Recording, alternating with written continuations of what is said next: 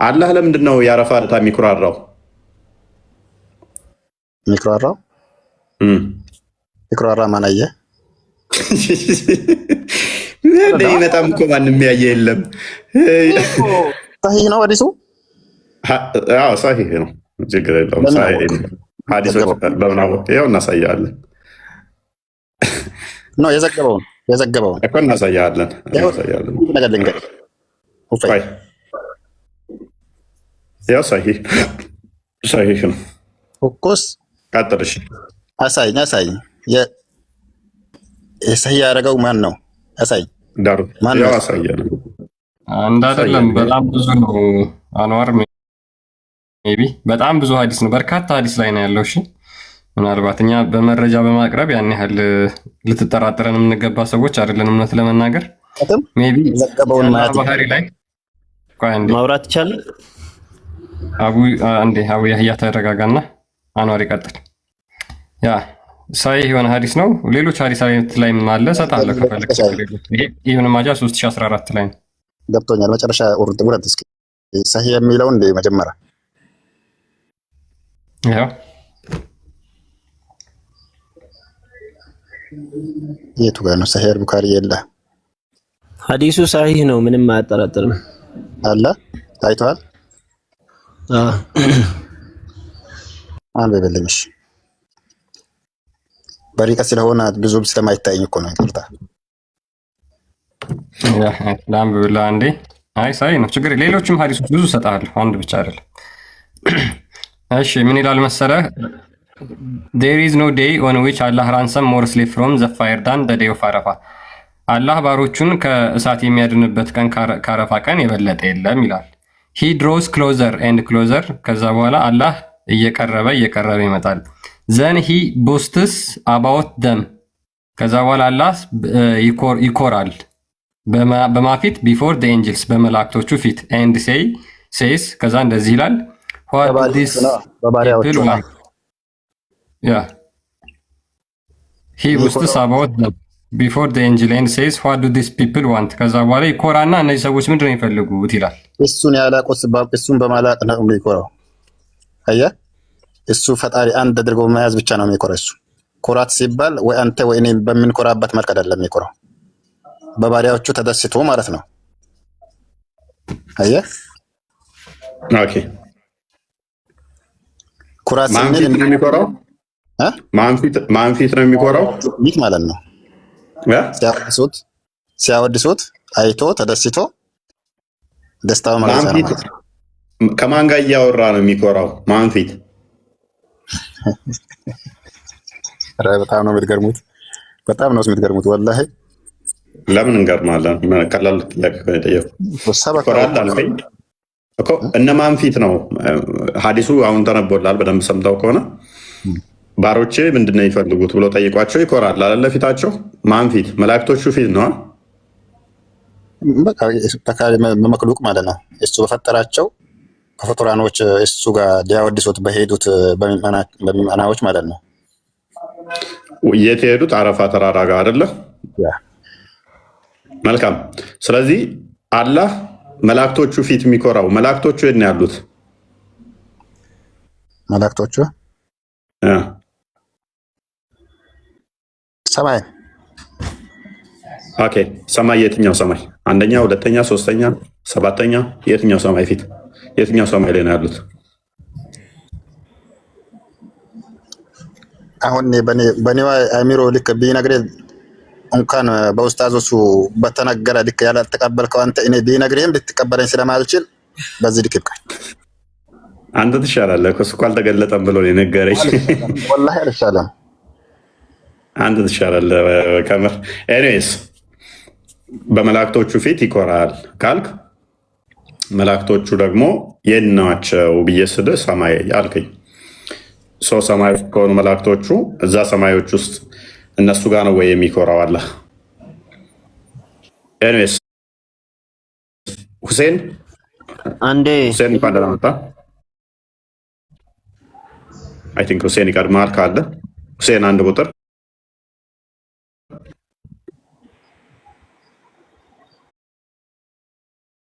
ሁሴን ከሌለ አብዲ፣ አብዲ ከሌለ አቡ ያያ። አይዳ ትቀድማለች። ግን ሶሪ አይሰማም። አይዳ እንኳን ደህና መጣሽ። እና ጥያቄ ነበረኝ ለኔ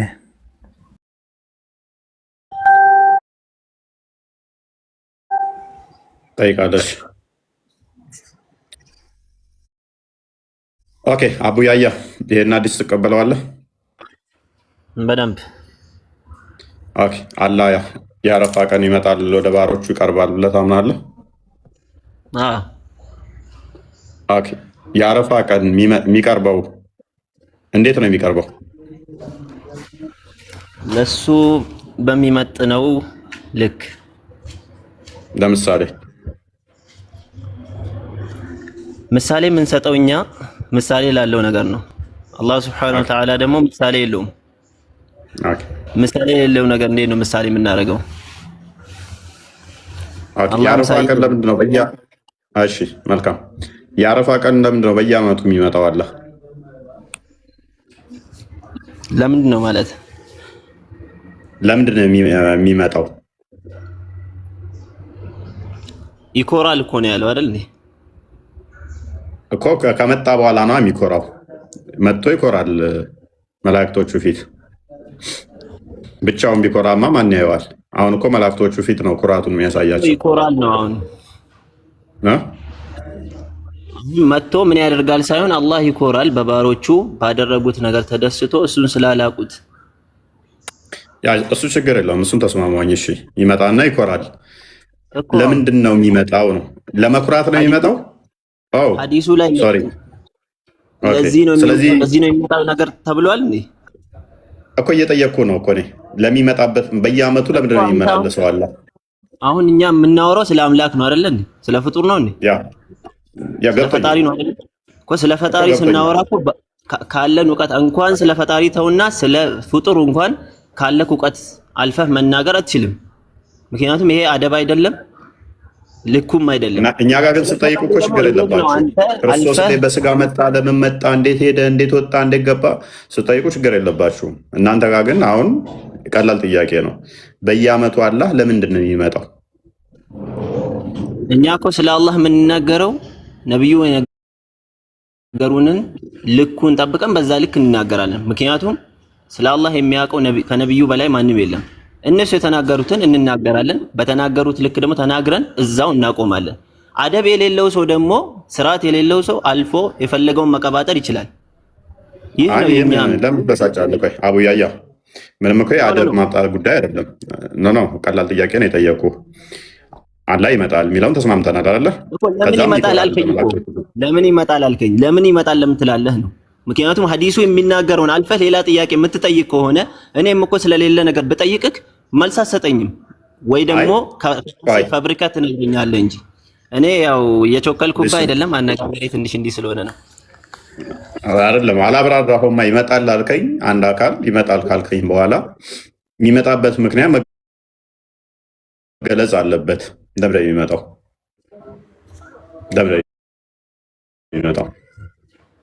ይሄንን እኮ ነው የጠየቅኩ። አሁን አንተ ከኔ የምትፈልገው ታዲያ ነብዩ ያልነገሩንን እኔ አውጥቼ ከራሴ እንድነግርህ ነው የምትፈልገው? ከዛስ? አይ ኖ አላቅም እኮ ወይንም ደግሞ አላቅም ወይንም ደግሞ አልተገለጸልንም ይቻላል። አልተገለጸም ኡስታዙም እንዳለው አልተገለጸም ማለት ይቻላል። አልተገለጸም እኮ ለእኛ ምንም አያሳፍረንም። ምክንያቱም ስለ አላህ በተነገረን ልክ ተናግረን ከዛ በኋላ ባለው አልተገለጸም ማለት ይህ እውነተኛነትና ግልጽነትን ነው የሚያሳየው። ስለዚህ ያ ግልጽነትን ሊመስል ይችላል። በደንብ አስተውሉ። ለዘመናት ጥያቄያቸው እነሱ እኛ ጋር አምላክ እንዴት በሶስት አካል ይገለጣል? እንዴት አንድ ሲደመር አንድ በጣም ከባድ ማትስ ነው የሚል በየቀኑ አምላኩ ይወርዳል። ስፔሻል ዴይ ደግሞ የአረፋ ቀን ይወርዳል ብለው ያምናሉ። ለምን የሚወርደው? እንዴት ነው የሚወርደው? አልተገለጸም። የራሳቸው ጋር ሲሆን አልተገለጸም። እኛ ጥያቄ የምናነሳው እኮ መጽሐፍ ቅዱስ ራሱ ተነስተን ስለሆነ ነው። እኛም ተቁራናችሁና ከአዲሳችሁ ተነስተን እኮ ነው ጥያቄ እያነሳን ያለ ነው። የሚጻረሩ ነገሮችን አንስተን ስንጠይቅ ለምንድን ነው በቂ መልስ ማናገር? የሚጻረሩብህን እኮ አንስቼ እየጠየቅኩህ እኮ ነው። ኖ አንተ ያልተጠቀሰን ነገር ነው የጠየቀው። ግን የተጠቀሰ ኢየሱስ አንድ ቦታ ላይ አምላክ እኔ ነኝ ብሎ የተናገረበት ቦታ ስጡን ስንል መልስ የላችሁ። እስኪ እንዴት? እሺ ፕሊዝ አላህ ይመጣል ያልከኝ አንተ ነህ። አረፋ ዕለት ይመጣል በመላእክቶቹ ፊት ይኮራል አልከኝ። መላእክቶቹ ያሉ ከአርሽ በላይ ነው ከአርሽ በታች ናቸው? ከአርሽ በላይ አላህ ነው ያለው መላእክቶቹ። ስለዚህ ከአርሽ በላይ በታች ናቸው ማለት ነው።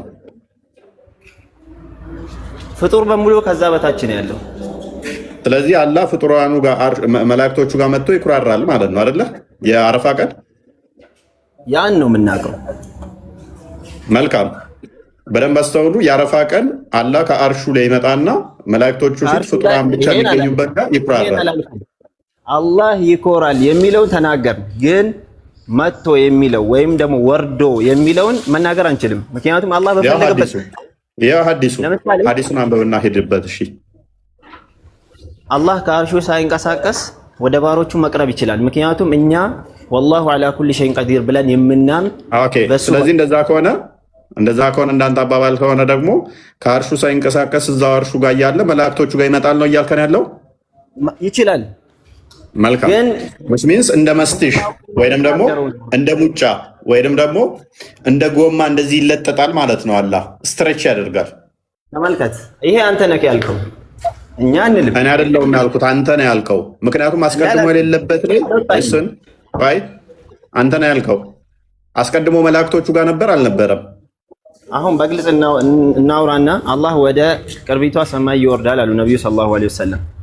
ይህ ማለት አንድ ጊዜ አላህ ከአርሹ ሳይወርድ ወደ ቅርቢቱ ሰማይ መምጣት ይችላል ያልከውን እስኪ ማስረጃውን ባልተጻፈ ነገር ለምን ታወራለህ? ከአርሹ የተናገርካትን እስኪ ማስረጃ። ከአርሹ ሳይወርድ ወደ አረፋ ተራራ ወይም ወደ ቅርቢቱ ሰማይ ይመጣል ብለህ ምንም ባልተጻፈ ነገር ያወራውን ማስረጃ። ይመጣል አይደለም፣ ከዛ ሳይንቀሳቀስ ወደ ባሮቹ የተናገርኩት ማስረጃ አምጣ።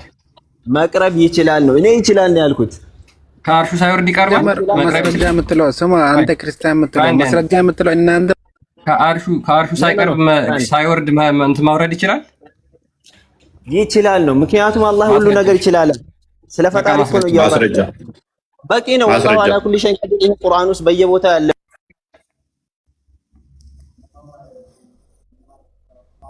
አብዲ ማይክን አታንሳ። አቡያህያ ማይክን አስተቀጥል። አቡያያ ሚዩት አድርገውት ነው። ማን ነው ሚዩት ያደረገው? እሺ አቡያያ እያልን ያለ ነው። አንተ ምን አልክ? ከአርሹ ሳይንቀሳቀስ ነው የሚመጣው አልከን አይደለ? እኔ እንደዛ አላልኩም ነው። እንግባባኝ። ከአርሹ ሳይንቀሳቀስ ወደ ባሮቹም ሆነ ወደ ቅርቢቷ ሰማይ መውረድ ይችላል ነው። ይሄን እንድትረዳ ፈልገው ነው። ሌላ ከእኔ ንግግር አንተ ሌላ ነገር ማውጣት እንደማትችል ነው ይሄን የምነግርህ። ምክንያቱም አላህ የግድ አንድ አዳምጣ። ተስማማሁኝ። ስለዚህ ከአርሹ ሳይንቀሳቀስ መላእክቶቹ ጋር መጥቶ ይኩራራል። ሙሉ ለሙሉ ነው የሚመጣው ወይንስ ግማሽ አካሉ ነው የሚመጣው?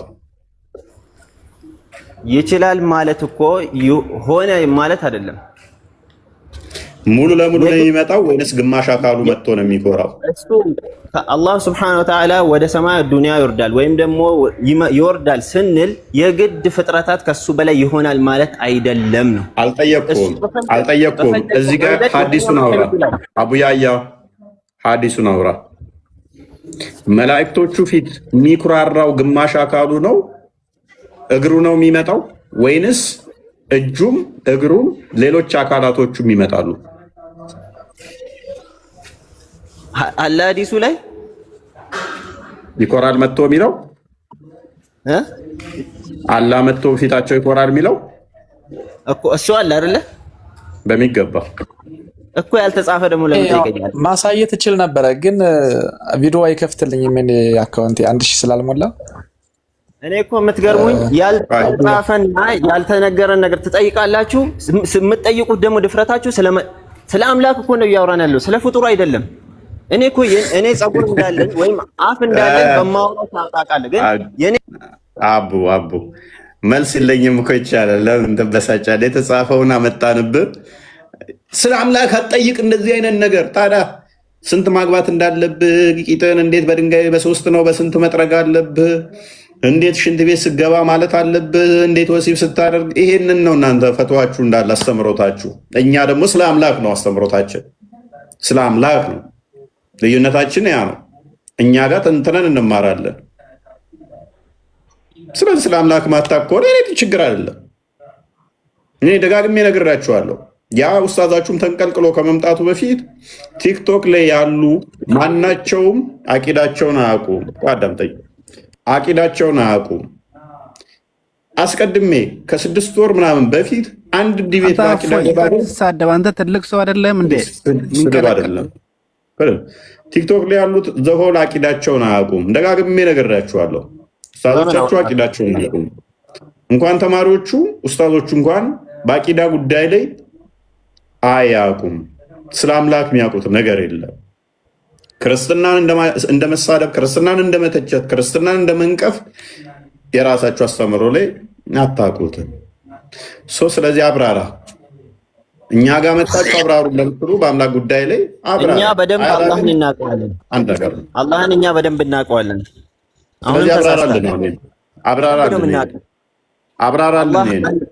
አንድ ነው፣ ሶስት አይደለም። እኔ ስንት ነው ብዬ የጠየቅኩ እኮ። ለእኛ ደግሞ ዋናው ነገር ይሄ ነው፣ ወሳኝ ነገር። አላህ አንድ ነው፣ ለሱ ደግሞ ምንም አይነት መሳይ የለውም። አንድ ነው ስትል ምኑን ነው? ቀላል አቡ፣ አንድ ነው ስትል ምኑን ነው አንድ ነው ያልከው? እግሩን ነው ወይንስ እጁን እኮ? አንተ ስንት ነክ? እንደዛ ከሆነ እናመሰግናለን። ስለዚህ አላህ እንደኔ ተደምሮ እጅ እግሩ ተደምሮ ነው አንድ ተብሎ የተቆጠረው። ከኔ ጋር አላህን እያመሳሰልከው ነው፣ አምሳያ ያለው እያልከን ነው። አንተ ስንት ነክ?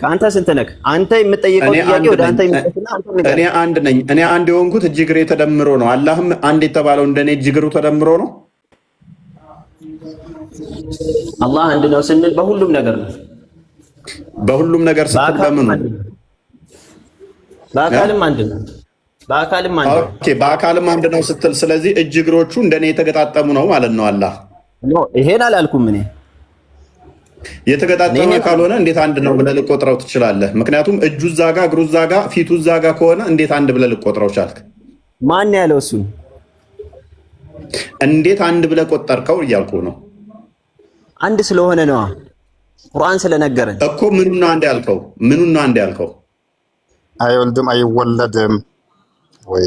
እኔ ለእርባታ አልፈለኩትም። ማወልደው አላሁ ሰመር ስለሆነ ነው፣ ማስገቢያ ማስወጫ ስለሌለው ነው። አሁን አንድ ነው ስትል አቡያያ አንድ ነው ስትል እንደናንተ አምላክ ሶስት አይደለም እያልን ነው። እኛ ሶስት አምላክ ብለን አናመልክም። ተረጋጋና አንድ ስትል ምኑን ቆጥረህ ነው? ምክንያቱም እኔ ፍጡር ነኝ፣ እጅና እግሬ አንድ ስንል ግልጽ ነው። ሁለት አይደለም፣ ሶስት አይደለም፣ አራት አይደለም፣ አምስት አይደለም። አንድ አዳምጥ። እኛ አንድ ስንል ፈጣሪን አንድ የምትለው ትወክለዋለች ብለን አናምንም ወለ። ምክንያቱም ፈጣሪ ከፍጡር ጋር በምንም አይመሳሰልም ብለን የምናምን ሰዎች ስለሆን፣ የአንተ አምላክ ግን አንድ ነው ስትል እጅ እግሩን ደምረህ ሁለት እጅ አለው ሁለት እግር አለው ብለህ ባት አለው አይን አለው ፊት አለው ብለህ እንደኔ እሱን እነኛ የተሰካኩ ከሆኑ አዎ አንድ ነው፣ ከኔ ጋር ይመሳሰላል። እንደ አንተ አይደለም፣ እንደ ማንም አይደለም። ምክንያቱም ቁርአን ነግሮናል። አንድ ነው አልከኝ እኮ። እኔም አንድ ነኝ፣ እሱም አንድ ነው። እኔ አንድ ነኝ፣ እሱም አንድ ነው። እንደዛ ከሆነ እንግዲህ አሁንስ መናገር የሰው ልጅ ባህሪ ነው። ለአምላክ የመናገር ባህሪ አለው። ግን እኛ በድምፅ ፈጣሪ ያንተ አላህ በድምፅ ስለሚናገር አዎ ፍጡር ነው። አሁንም ስቲል በድምፅ እንደኔ ድምፅ ቮካል ቮይስ ስለሚያስፈልገው ተመሳሰለ ማለት ነው። ስቲል ለመናገር ራሱ ፈጣሪ ድምፅ ያስፈልገዋል ብለን አናምንም። ቮይስ ዝሮ የሆነ ቃላቶችን ተጠቅሞ ይናገራል ብለን አናምንም። ያንተ ቃል አላህ እንደኛ ይናገራል፣ ያ በድምፅ ይናገራል። ሲጣራም በድምፅ ነው የሚጣራው። ተመሳሰለ ማለት ነው። እንዳንተ አስተሳሰብ ምክንያቱም በድምፅ ነው የሚጣራው፣ እኔም በድምፅ ነው የምጣራው። ለምሳሌ ጅብሪል አንድ ብቻ አንድ ጊዜ እቺን ብቻ ወሰድልኝ። ለአንተ ጭንቅላት አለ አይደለ? ለአንተ ጭንቅላት አለክ፣ ለአህያም ጭንቅላት አለው። ስለዚህ ተመሳሰለ ማለት ነው። ኦኬ መልኩንና መጠኑን እየለየህ ከሆነ ያለህም ጭንቅላት የሚጠቅመው ለማሰቢያና ወደ ቤቷን የቱ ጋር እንደሆነ መሄጃ ነው፣ ማገናዘቢያ ነው። ስም ተመሳሰለ ማለት ስም ተመሳሰለ። አዳምጥ። ግብሩ ተመሳሳይ ነው። መልኩ ሊለያይ ይችላል፣ መጠኑ ሊለያይ ይችላል። የኔም ማሰቢያ ነው። የሌላው የእንስሳው ጭንቅላት ራሱ ማሰቢያ ነው። ልጆቻቸው የሚለዩበት በጭንቅላታቸው አስበው ነው። እግራቸውን ብቆርጥ ጭንቅላታቸው ስላለ ያስባሉ፣ ያውቃሉ። ጭንቅላታቸውን ብቆርጥ ግን እግራቸው አስቦ አገናዝቦ መሄድ አይችሉም። የአንተ አምላክ ጭንቅላት ይኑራ አይኑራ አታውቅም፣ እግር ግን አለው። እንስሳቶች እግር ይዘው መንቀሳቀስ አይችሉም፣ ጭንቅላታቸው ተቆርጦ። ጭንቅላት ዋናው ሜን ፓርት ነው። የማንኛውም ጭንቅላት ለማሰቢያነት ይጠቅማል፣ ማገናዘቢያነት ይጠቅማል። መጠኑ ሊለያይ ይችላል፣ መልኩ ሊለያይ ይችላል። አላህ ደግሞ እንደ አህያም አይደለም፣ ከኔ ጋር ነው የሚቀርበው። ምክንያቱም እሱም 2 እጆች አሉት። አህያ 2 እጆች አሏት ብለህ ታምናለህ እንዴ? ግራና ቀኝ 2 እጆች ነው ያላት አህያ። ኦኬ እንግዲያውስ አንዴ ለመሰለክ መዳከም ይሆናል እንጂ ምንም የሚያመጣው ለውጥ ስለሌለ ነው። የኛ እምነት ባጭሩ ልንገርክ፣ አላህ አለው የሚለውን ነገር እናምናለን። ስናረጋግጥለት ግን ከሌላው ጋር እያመሳሰልን አይደለም። ለምንድን ነው ማነመሳሰለው? ምክንያቱም እኔ የሚመስል የለም ብለዋል። ለእኔ አምሳያ አታድርጉ ብለዋል። ፈላ ተድሪቡ ሊላሂ ልአምሳል ለይሰ ከሚስሊሂ ሸይ እያለ ይናግራል በየቦታው። ስለዚህ የእኛ ግዴታ ይሄ ነው። እግር አለው ከተባለ እግር አለው። አዎ፣ እንዴት? ለሱ እንደሚገባው። ይህ የእኛ እምነት ነው። ለአንተ በፈለግከው መንገድ መተርጎም እና እንደፈለግክ ማጠማዘዝ ትችላለህ፣ ልክ ሌሎች በእኛ እምነት ውስጥ እንዳጠማዘዙት። እኛ ግን አደብ አለን። አለው የተባለውን አለው ብለን እናምናለን። ያልተገለጸውን ደግሞ አፋችንን እንይዛለን። ምክንያቱም ስለ አምላክ ነው።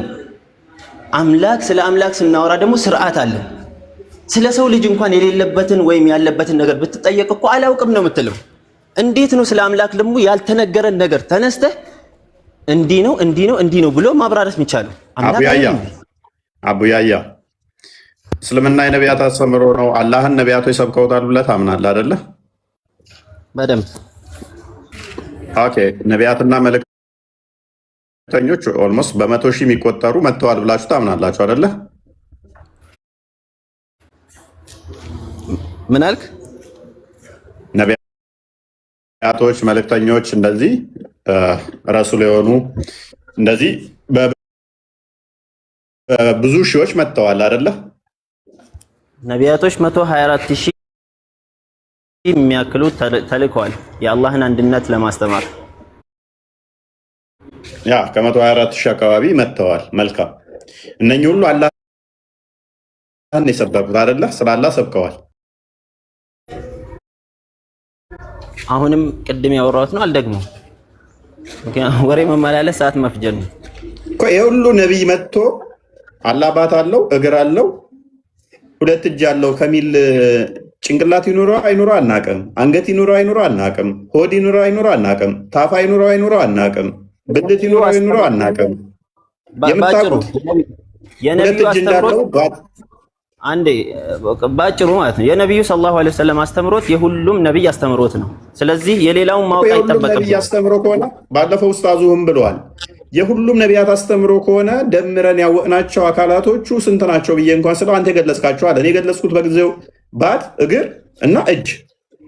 ነቢያቶች እችን ብቻ ነው ወይ ሰብከው የሄዱት? አምላካችሁ እጅ አለው ሆድ አለው ወይ አናቅም። አንገት አለው ወይ አናቅም። ጭንቅላት አለው ወይ አናቅም። ምንድነው የምታውቁት? እግር እንዴ ነቢያቶች ታዲያ ከ124,000 በላይ ነቢያትና መልእክተኞች ረሱሎች መጥተው የሰበኩት እና አባት በጣም ሶሪ ይህ አምላክ አይደለም ሲጀመር። ኦኬ ተስማማሁልህ። እሺ ተስማማሁልህ። ከሌሊቱ አሁን ያረፋ ዕለት የሚመጣው ያረፋ ዕለት ሲመጣ እግሩ ይመጣል አይመጣም? መላእክቶቹ ጋር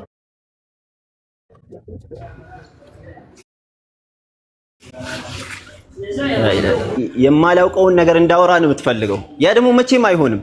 መቼም እኮ አሁን አላህ ይመጣል ብለኸኛል። ሉክ አቡያያ እኔ ተስማማው በአንተ ያልተገለጠውን አልተገለጠም። ስለዚህ የሚመጣው አላህ ነው ብለኸኛል። አላህ የምታውቀው ደግሞ ባቱንና እግሩን ነው እንዳለው እጅ እንዳለው ነው ይመጣል ስትለኝ፣ ስለዚህ እኔ የሚመስለኝ ምንድነው እሱ የምረዳው አንተን እየነገርከኝ ባለው አላህ እግር አለው ባት አለው እጅ አለው። ስለዚህ ይመጣል ካልከኝ ጭንቅላቱ ይመጣል ብዬ አልረዳም። ምክንያቱም ጭንቅላት ይኑረው አይኑረው ስላልነገርከኝ አንተም ስለማታውቀው። አንገቱ ይመጣል ብዬ አልረዳም። ምክንያቱም አንገት ይኑረው አይኑረው አንተም ስለማታውቅ እኔም ስለማላውቅ ስላልነገርከኝ። ስለዚህ እግሩ እጁ አንድ አይዳ ከሆነ ስለዚህ የቅያማ አይምን የሰሞኑን አሁን ተነገ ወዲያ ምናምን አረፋ ስታከብሩ የሚመጣው አላህ ነው ስትለኝ፣ አላህ ደግሞ ማን ነው ማለት ነው? እግርና ባት ነው ማለት ነው። ይመጣል ማለት ነው።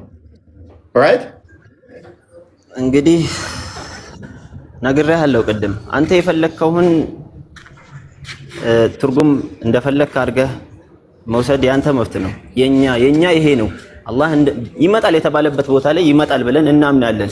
ግን ደግሞ እጁ ይመጣል ምን ይመጣል እዚህ ዝርዝር ውስጥ የምንገባበት ምንም አይነት ምክንያቱም በማይጠቅመን ነገር ላይ ሁሌ ሰዓታችንን ስንገድል የመጣንበትን ዓላማ እንረሳለን። ምንድነው ዓላማችን? አላህን ተገዝተን ወደ ጀነት መሄድ፣ አላህን አንድ አድርገን ሶስት ከማድረግ አንድ አድርገን ወደ ጀነት መሄድ ነው። ይሄ ደግሞ ይጠቅመናል። ንገረኝ።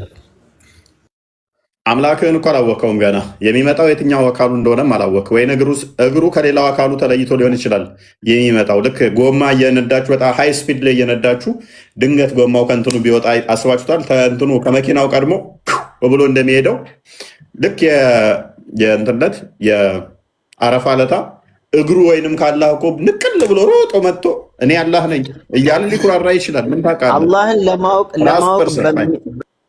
ፐርሰን ሆኖ እግሩ አላህ ነኝ ብሎ ሊኩራራባቸው ይችላል መላእክቶቹ ፊት። አንተ አምላኬን አላወቅም እያልከኝ ነው። ለእኔ ግን በሚበቃ ይልክ አውቄዋለሁ። እንዳንተ ሶስት ነው ብዬ የተምታታብኝ አይደለም፣ አንድ መሆኑን አውቄያለሁ። የቱን ነው የምጣራው ብዬ ና እንደማታቅዳ ሳያ እኔ ነኝ የተምታታብኝ። አንተ ለምሽ ከፍል አድርገህና እናውራ እስኪ። እኔ ነኝ አንተ የተምታታብህ። ማይክን አንሳው። ኦኬ ማይክን አንሳው። ኦኬ አላህ አንድ ነው ብለህ ነው የምታምነው አይደለ? አዎ በደንብ። አንድ ማለት ምን ማለት ነው? ዲፋይን አድርገው እስኪ። አንድ ማለት ሁለት አይደለም ሶስት አይደለም ማለት ነው። እኔ ቁጥር ተከታይና ቀዳሚዎችን አልጠየቅኩም። አንድ ማለት ራሱ ምን ማለት ነው ነው ያልኩህ። አንድ ነው እሱ። በፈጣሪነቱ አንድ ነው። አንድ ምንድን ነው? በመፍጠር አንድ ነው። በንጉስነቱ አንድ ነው። በስሞቹ አንድ ነው። ስለ አካሉ ነው የጠየቅኩህ። ስንት እንዲሆን ነው የፈለግከው? በአካሉም አንድ ነው። ኦኬ መልካም። እግሩ ማየት መስማት ይችላል? መፍጠር ይችላል እግሩ?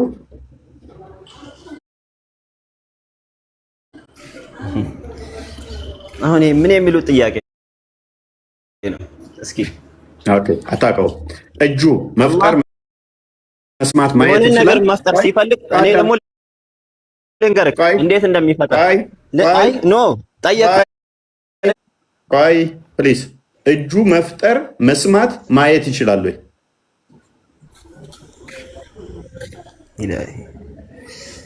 አይዞህ ምንም ኢላሂ የለም። ና እጁ ከአካሉ ጋር ከሌላው ፓርት ጋር የተገጣጠመ ነው ወይንስ የተነጣጠለ? ምንድን ነው ያልከው? ኢላሂ ስላልክ ስላሳዘንከኝ አለፍኩልህ እሱን። እጆቹ ከሌላው አካሉ ጋር የተገጣጠሙ ነው ወይንስ የተነጣጠለ? ነቢዩ ሰለላሁ ዐለይሂ ወሰለም የነገሩን አካል እንዳለ የጠየኩህ መልስ። እጆቹ ከሌላው አካሉ ጋር የተገጣጠመ ነው ወይንስ እጆቹ ለየብቻ እግሮቹም ለየብቻ ናቸው? ለየብቻ ነው የተባለም ነገር የለም። ተገጣጠመም ነው ነገር የተባለም ነገር የለም። እናውቀው ልክ መልካም። ስለዚህ ቆይ አንድ አካል ስትል የትኛውን ቆጥረህ ነው ማለት? በሁሉ ነገር አንድ ነው። እጆቹን፣ እግሮቹን፣ ነፍሱን ጣቶቹን አንድ ደምረህ እኔ እንደምቆጠረው እጆቼ፣ ጣቶቼ፣ እግሮቼ ተደምረው እኔ አንድ እንደምባለው እንደዛ ነው አላህን አንድ እያልክ እየቆጠርከው ያለው። ለአላህ ምንም አይነት አምሳያ የለውም እኮ። ምኑን ቆጥረህ ነው?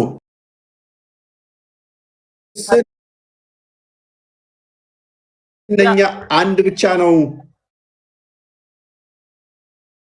ደምረ እጁ አንድ ነው፣ እግሩስ አንድ ነው ስትል ምን ማለት ነው አንተ የፈለከው? መልካም ጎበዝ ጥያቄ፣ ቆንጆ ጥያቄ። አንድ የሚለው ቁጥር የፍጡር ቁጥር ስለሆነ እኔ አንድ ስባል በደንብ አስተውል። እኔ አንድ ስባል እጆቼ፣ ነፍሴ፣ ቃሌ፣ እግሬ ተደምሮ ነው አንድ የምባለው። አይኖቼ ጭምር ተደምረው ነው አንድ የምባለው። እጄ ይሄ ቢቆረጥ እንኳን ስቲል አንድ እባላለሁ። አንድ እጅ ባይኖረኝ እንኳን አንድ ስባል ማለት ነው። እኔ ፍጡር ስለሆንኩ ማለት ነው። ፍጡር ስለሆንኩኝ ፈጣሪ ግን እንደኔ ይቆጠራል ብለን እኛ እናምንም። የሆነ አካላቶችን ደምረንለት አንድ ተብሎ አይቆጠርም። የኔ እጅ ቢቆረጥ ወይንም እጄ ከዚኛው ፓርት ቢለይ መስማት ኢቨን ባይለይ ራሱ እጄ መስማት አይችልም፣ ማየት አይችልም። አሁን ስለ ፍጡር እኮ አይደለም ያወራኝ። አንተ እኮ በራስህ እያብራራህ ነው። ጠየቀኝ እኮ አንድ ስትል ምንድን ነው እያልከኝ ስለሆነ፣ ስለዚህ የፍጡር እጅ ስለሆነ ይሄ አንድነት ተደምሮ ነው እኔ አንድ ተብዬ የምጠራው። አላህም እንደኔ ተደምሮ ነው ወይ ያልኩ ነው። አይ እንደ ፍጡር አይቆጠርም ካልክ ለምን አንድ ትለዋለህ? ለምን አንድ ትለዋለህ? እኛ ነገርኩ እኮ አንድ ነው የምንለው በፈጣሪነቱ በስሙ አልክ፣ በባህሪያቱ በሁሉም ነገሩ አልጠየኩም። ይህ ነው በቃ አንድ ነው ስንል ይሄ ከገባህ አልጠየኩም።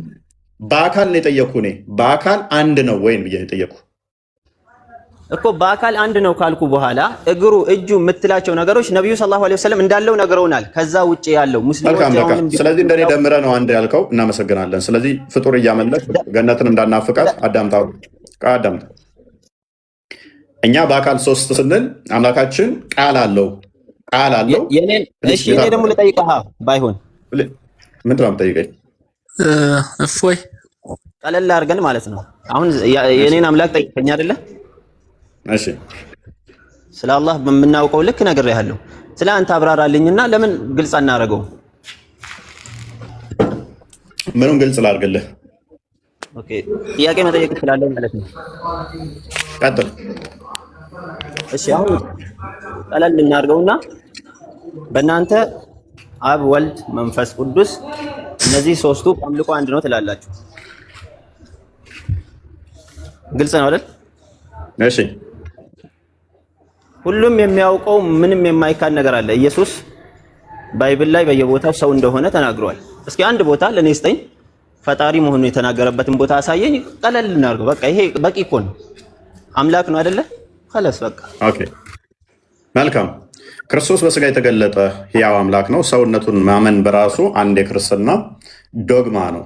ክርስቶስ በስጋ እንደመጣ እሱም በስጋ እንደተወለደ ማመን ራሱም ደጋግሞ ስለተናገረ ማለት ነው። ያ በስጋ የተወለደው ግን የአብ ልጅ ነው።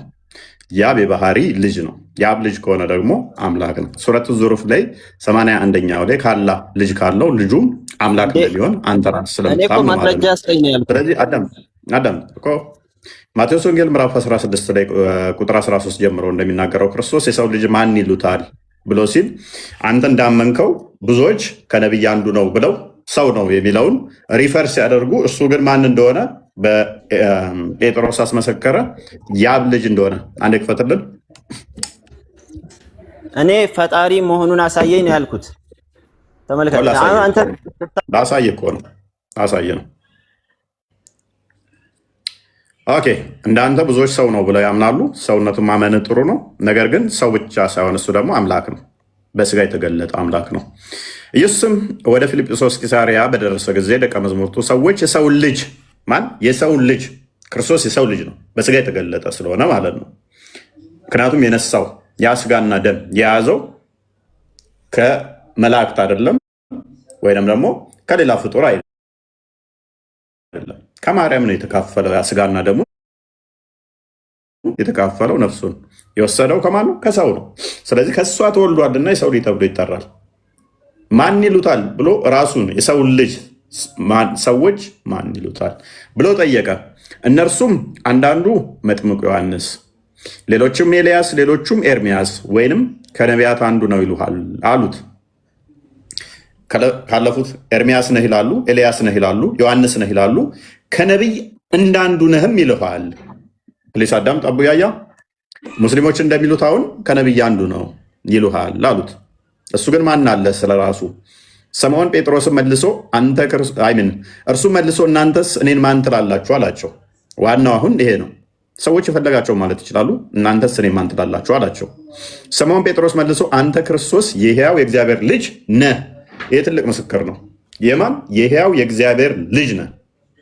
ኢየሱስ መልሶ እንዲህ አለው፣ የዮና ልጅ ፕሊስ አዳምጥ። ቆይ ጭንቅላት አልባ አምላኪዎች ተረጋጋ። ፕሊስ አዳምጥ። ቆይ ስለዚህ የእግዚአብሔር ልጅ መሆኑን ነገራቸው ማለት ነው። ኢየሱስ መልሶ እንዲህ አለው፣ የዮና ልጅ ሆይ ስምዖን በሰማይ ያለው አባቴ እንጂ ስጋና ደም ይህን አልገለጸልህም፣ ብፁዕ ነህ አለው። ዮሐንስ ወንጌል ምዕራፍ 5 ቁጥር 17 አንዴ ክፈተው። አባቱ ከሆነ ነገረን፣ የሰው ልጅ እርሱ የአብ ልጅ መሆኑን ተማመንና አይተናል። አባቱ ማን ነው? አብ ነው። አባቱ አብ ከሆነ ደግሞ ክርስቶስ ምን ይለናል? ከዛስ ስለዚህ በሰንበት ይህንን ስለዚህ እኛም ፈጣሪ ነን። አዳምጥ። የሴጣን ምስክር አይደለም ይሄ። የሕያው የእግዚአብሔር ልጅ ክርስቶስ በስጋ ተገልጦ የተናገረው ነው። አንተ አሁን አላህ ልጅ የለውም ያሉ ሴጣኖች ጂኒዎች የነገሩትን ዘ ነው የምትቀበለው። ጂኒዎችን ከጣልክ ግን የክርስቶስን ስትሰማ የአብ ልጅ መሆኑን ስታምን እንደዚህ ይመጣል ማለት ነው። ስለዚህም በሰንበት ይህንን ስላደረገ አይሁድ ኢየሱስን ያሳድዱት ነበር፣ ሊገሉትም ይፈልጉ ነበር። በሰንበት የሚሰራ ፈጣሪ ብቻ ነው። ከፈጣሪ ውጭ ማንም አይሰራ። ሎክ በሰንበት የሚሰራ ፈጣሪ ብቻ ነው። ሱረቱ በቀራ ላይ ወይም ደግሞ ሁለተኛው ሱራ ላይ ቁጥር 65 ላይ አላህ ወደ ዝንጀሮነት ቀይሯቸዋል። በሰንበት የሰሩትን እኔ ብቻ ነው የምሰራው ብሎ ስለሚያምን ማለት ነው። አላህ ክርስቶስ በሰንበት የሰንበት ጌታዋም ስለሆነ ማርቆስ ወንጌል ምዕራፍ 2 ላይ ወደ መጨረሻ አካባቢ የሰንበት ጌታዋ እንኳን መሆኑን ተናግሯል። የሰንበትን የፈጠራት የሰንበት ጌታዋ እሱ ስለሆነ ይሰራባታል፣ ፍጡራን ግን አይሰሩበትም። ከዛስ አይሁዶች ተቆጡ፣ ተናደዱ። ኢየሱስ ግን አባቴ እስከዛሬ ይሰራል እኔም ደግሞ እሰራለሁ ብሎ መለሰላቸው። ምን አላቸው? አባቴ እስከዛሬ ይሰራል እኔም እሰራለሁ። አሁን ይህን ጊዜ በጣም የሚያስቆጣ የሚያናድድ። ለምን? መፍጠር መስራት ሰንበት ጌታዋ ፈጣሪ ብቻ ነው። አብ ይሰራል እኔም እሰራለሁ። ይህን ጊዜ ተናደዱ። ኢሚዲየትሊ ድንጋይ አነሱ እኮ። አንዴ ጥቅሱን ብታሳይን። ጥቅሱን እያነበብን ነው። ሜይ ቢ አይነን ተጠቀመው። አንዴ ከፍ አድርገው። እሺ ጥቅሱን አሳየኝ ይላል። እያነበብኩ እኮ ነው ማውራው። እንግዲህ ሰንበትን ስለሻረ ብቻ አይደለም፣ ነገር ግን ደግሞ ራሱን ከእግዚአብሔር ጋር አስተካክሎ እግዚአብሔር አባቴ ነው ስላለ፣ ስለዚህ አይሁድ ሊገሉት አብዝተው ይፈልጉ ነበር። ስለዚህ ክርስቶስ ከአብ ጋር የተካከለ እኩል ስልጣን ስላለው ሰንበትን የሚሰራባት ሰንበትን የፈጠራት ሁሉን ያስገኘ እሱ ስለሆነ በስጋ የተገለጠ ሮሜ ምዕራፍ 9 ቁጥር 5 ላይ እንደሚናገረው አባቶች ለእነሱ ናቸውና ክርስቶስ ከነርሱ በስጋ መጣ። እርሱ ከሁሉ አባቶች ለእነሱ ናቸውና ክርስቶስ ከነርሱም ክርስቶስ በስጋ መጣ። እርሱ ከሁሉ በላይ ሆኖ ለዘላለም የተባረከ ምንድን ነው? አምላክ ነው። ፊልጵስዩስ ምዕራፍ 2 ቁጥር 4 ጀምሮ እስከ 8 እንደሚናገረው አስቀድሞ በእግዚአብሔር መልክ ሲኖር የነበረው እርሱ በስጋ እንዴት ተገለጠ? በክርስቶስ ኢየሱስ የነበረ የሀሳብ በእናንተ ዘንድ ደግሞ ይኖር። እርሱ በእግዚአብሔር መልክ ሲኖር ሳለ ከእግዚአብሔር ጋር መተካከልም መቀማት እንደሚገባው አልቆጠረውም። ነገር ግን የባሪያን መልክ ይዞ በሰው ምሳሌ ሆኖ ራሱን ባዶ አደረገ። በምስሉም እንደ ሰው ተገኝቶ ራሱን አዋረደ፣ ለሞት ይኸውም የመስቀል ሞት እንኳን የታዘዘ ሆነ። እርሱ ቃል አካላዊ ቃል በስጋ ከመገለጡ በፊት በእግዚአብሔር መልክ ሲኖር የነበረው በስጋ ተገለጠ፣ የባሪያን መልክ ያዘ፣ እስከ ሞት ድረስ ታዘዘ። እስከ መስቀል ሞት ድረስ የታዘዘ ሆነ። ምክንያቱም የባሪያውን መልክ ይዟልና። የማን? የእኛን የባሪያን መልክ ይዞ ታዘዘ። ኤፌሶን ምዕራፍ 2 ቁጥር 10 ላይ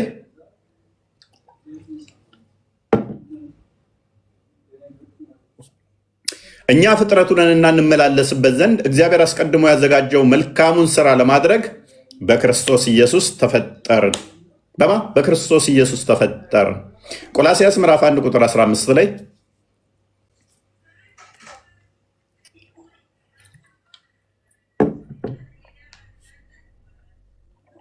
እርሱ የማይታይ አምላክ ምሳሌ ነው። የሚታዩትና የማይታዩት ዙፋናት ቢሆኑ ጌትነትም ወይንም አለቅነት ወይንም ስልጣናት በሰማይ በምድር ያሉት ሁሉ በእርሱ ተፈጥረዋልና ከፍጥረት ሁሉ በፊት በኩር ነው። ሁሉ በእርሱ ለእርሱ ተፈጥረዋልና። ዮሐንስ ወንጌል ምዕራፍ 1 ቁጥር 3 ላይ ሁሉ በእርሱ ሆነ፣ ከሆነውም አንዳች እንኳ ያለ እርሱ የሆነ የለም። ሁሉ በቃል ተፈጥረዋልና ዓለማት እንኳን በእርሱ ሆኑ። በቃል ቁጥር 10 ላይ አብርሃም ቁጥር 10 ላይ በዓለም ነበረ፣ ዓለሙም በእርሱ ሆነ፣ ዓለሙም አላወቀውም። እርሱ የት ነበረ? በዓለም ነበረ። ምክንያቱም በአብ እቅፍ ስላለ። ቁጥር 18 ላይ በአብ እቅፍ ስላለ የአብ የባህሪ ቃሉ ስለሆነ አብን ማንም ያየው የለም። ቅድም የማይታይ አምላክ ምሳሌ ነው አለው አይደለ? መቼም ቢሆን እግዚአብሔርን ያየው የለም አንድስ እንኳን ቢሆን። በአባቱ እቅፍ ያለ አንድ ልጁ እርሱ ተረከው ወልድ በስጋ የተገለጠው ክርስቶስ አባቱን ልጁ ተረከው። አባቱስ ልጁን እንዴት ተረከው? ዕብራውያን ምዕራፍ 1 ላይ ቁጥር 3 ሁሉም ወራሽ ባደረገው ደግሞ ዓለማትን በፈጠረበት በልጁ በዚህ ዘመን መጨረሻ ለእኛ ተናገረ። ልጁ ምንድነው? ቃሉ ነው። ዓለማት የተፈጠሩት በእግዚአብሔር ቃል ነው። በእግዚአብሔር ቃል ዓለሞች ሰማያዊ ጸኑ እንደሚለው ማለት ነው። በአፉ እስትንፋስ እንደሚለው መዝሙረ ዳዊት ምዕራፍ 33 ቁጥር 6 ላይ ከ6 እስከ 9 ዓለማት የተፈጠሩት ራሱ በልጁ ነው። ስለዚህ ስለ ልጁ አብ ምን ብሎ ይመሰክራል? ቁጥር 8 ጀምሮ ስለ ልጁ ግን አምላክ ሆይ ዙፋንህ እስከ ዘላለም ድረስ ይኖራል፣ የመንግስት ብትር የቅንነት ብትር ነው። አብን ታምኖ የለ? ይኸው አብ ስለ ልጁ አምላክ ሆይ ያለ ይጠራዋል። አምላክ ሆይ በሉና ጥሩት እናንተ። ቁጥር ማቴዎስ ወንጌል ምዕራፍ 15 ላይ ማቴዎስ ወንጌል ምዕራፍ 17 ላይ ቁጥር 5 ላይ አብ ስለ ልጁ ምን ብሎ ይመሰክራል?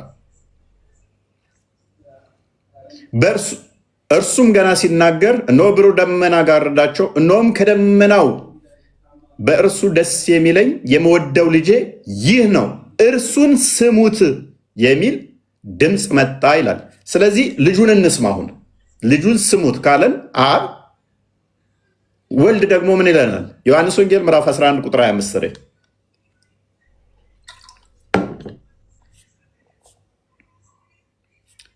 ኢየሱስም ትንሣኤና ሕይወት እኔ ነኝ።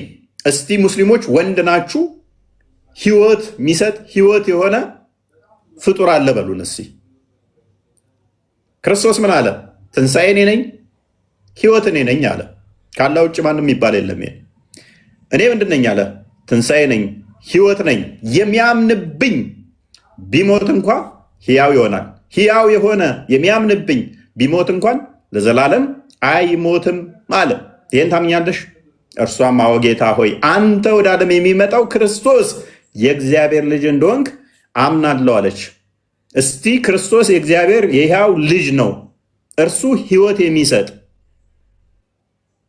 ትንሣኤ ሕይወትን የሚሰጥ ከመቃብር የሚያስነሳ በሉና እመኑበት። እስቲ ሁሉም ይሞታሉ፣ አላህ ነው የሚያስነሳው ብላችሁ እንጂ የምታምኑት ነቢያት ያስነሳሉ፣ ትንሣኤ ሕይወት ናቸው ብላችሁ አታምኑ። ኦኬ፣ ሀቅ ማን ነው? ዮሐንስ ወንጌል ምዕራፍ 14 ቁጥር 6 ኦኬ። ኢየሱስም እኔ መንገድ፣ እውነት፣ ሕይወት ነኝ። እስቲ አንድ ሙስሊም ይነሳና እኛ እውነት ነን ማለትም አንዱን ነቢይ እውነት ተብሎ የሚጠራው አንድ ነቢይ ነው በሉ። ምክንያቱም ሐቅ ተብሎ የሚጠራው አላህ ብቻ ነው። ሕይወት ሌላ ነው በሉና ጥሩ። እስቲ ሕይወትን አሰጣለሁ አይደለም ያለው፣ እውነትን ነግራችኋለሁ አይደለም ያለው፣ ነኝ ራሱ ነው። ሱረቱ ሐጅ ቁጥር 6 አንዴ ክፈተው።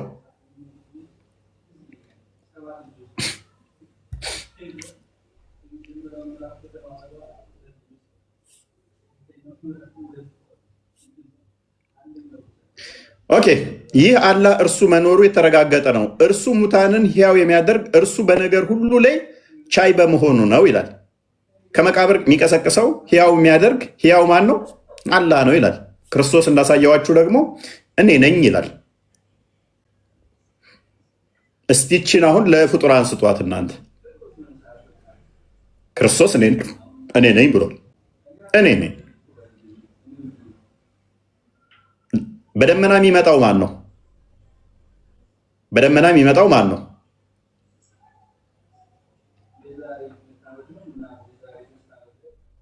ልጅንም አይቶ በእርሱ የሚያምን ሁሉ የዘላለም ሕይወት እንዲያገኝ የአባቴ ፈቃድ ይህ ነው፣ እኔም በመጨረሻ ቀን አስነሳዋለሁ።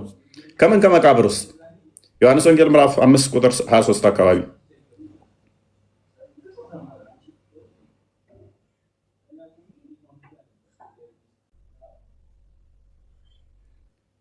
ሰዎች ሁሉ አብን እንደሚያከብሩት ወልድን ያከብሩ። ቁጥር 22 አድርገው 21 አብ ሙታንን እንደሚያስነሳ ሕይወትም እንደሚሰጣቸው እንዲሁ ወልድ ደግሞ ለሚወዳቸው ሕይወትን ይሰጣል። ደግሞ ለሚወዳቸው ሕይወትን ይሰጣል። ሕይወት የሚሰጠው ማን ነው? ፍጡር ሕይወትን ይሰጣል ብላችሁ ታምናላችሁ? ሕይወትን የሚሰጥ ማን ነው? ሕይወትን እሰጣለሁ እያላችሁ ነው። አዎ ሕይወትን የሚሰጠን እሱ ነው። ወርና መኑሴ ሱረቱ ዙሩፍ 81ኛውን አንድ ያንብብልኝ።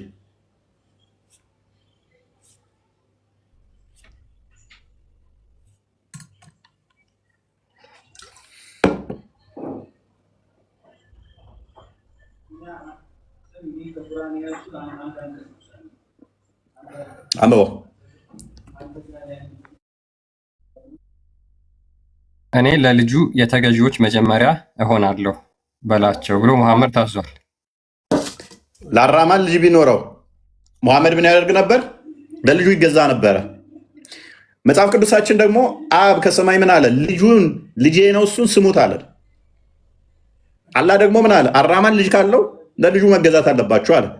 ወልድ ደግሞ በስጋ ተገልጦ አባቴ ይላል። አዎ የአብ ልጅ ነው በሉና መሉሲ እንዳታምኑ ግን ሱረቱ ጅን ቁጥር 1 ላይ 72ኛው እዚህ አንቀጽ ላይ እናውራና እንዴት ታልፋለህ? ቁል ኢን ካነ ሊረሕማን የሚለውን የአሁኑን አንቀጽ ላይ ተመለስና እናውራ። እሺ እንመለሳለን። እሺ አንዴ የኛውና ለአራማን ልጅ የለውም ካሉት አንዱ ምንድናቸው? አጋንንቶች። እኛ ደግሞ የአጋንንቶችን ምስክርነት አንቀበልም። አንዴ ቆይ እንመለሳለን እዛ ላይ። ኦኬ ሙሐመድ ወይ በል እነሆ ከጅን የሆኑ ጭፍሮች ቁርአንን አደመጡ፣ እኛ አስደናቂ የሆነን ቁርአን ሰማን አሉ። ማለት ወደ እኔ ተወረደ ወደ ቀጥተኛ መንገድን የሚመራን ቁርአንን በእርሱም አመንን፣ በጌታችን አንድንም አናጋራም። እነሆም የጌታችን ክብር ላቀ፣ ሚስትንም ልጅንም አልያዘም። ስለዚህ ሚስትና ልጅ አልያዘም ካሉት አንዱ እነማናቸው ምስክርነት የሰጡት? አጋንንቶች። እኛ ክርስቶስ በስጋ መጥቶ እኔ የአብ ልጅ ነኝ እያለ አብ ከሰማይ ስሙት ልጄ ነው እያለ ኖ አጋንንቶች ጅኒዎች መጥተው ለሙሐመድ አላህ ልጅና ሚስት የለም ብለዋልና እነሱን እንመን። ክርስቶስ በስጋ የመጣበት ምክንያት ደግሞ ምንድን ነው? ዕብራውያን ምዕራፍ 2 ቁጥር 15 ነው። አንዴ ክፈትልኝ።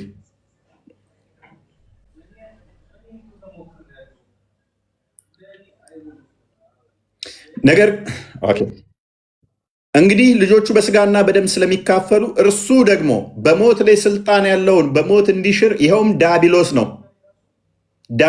በሕይወታቸው ሁሉ በሞት ፍርሃት በባርነት የታሰሩትን ነፃ እንዲያወጣ በስጋና በደም እንዲሁ ተካፈለ።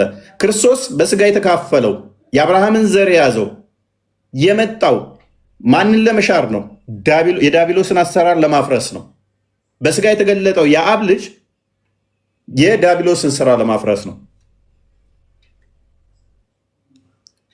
ዮሐንስ በመልእክቱ በአንደኛ መልእክቱ ምዕራፍ 5 ላይ ነው አይ ቲንክ ካስታወስክ የአጋንንትን ስራ ሊያፈርስ መጣ የአብ ልጅ ተገለጠ የሚለው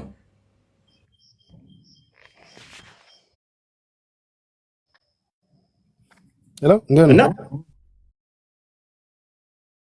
በደንብ አስተውሉ። የአብ ልጅ የተገለጠው የአጋንንትን ስራ ሊያፈርስ ነው።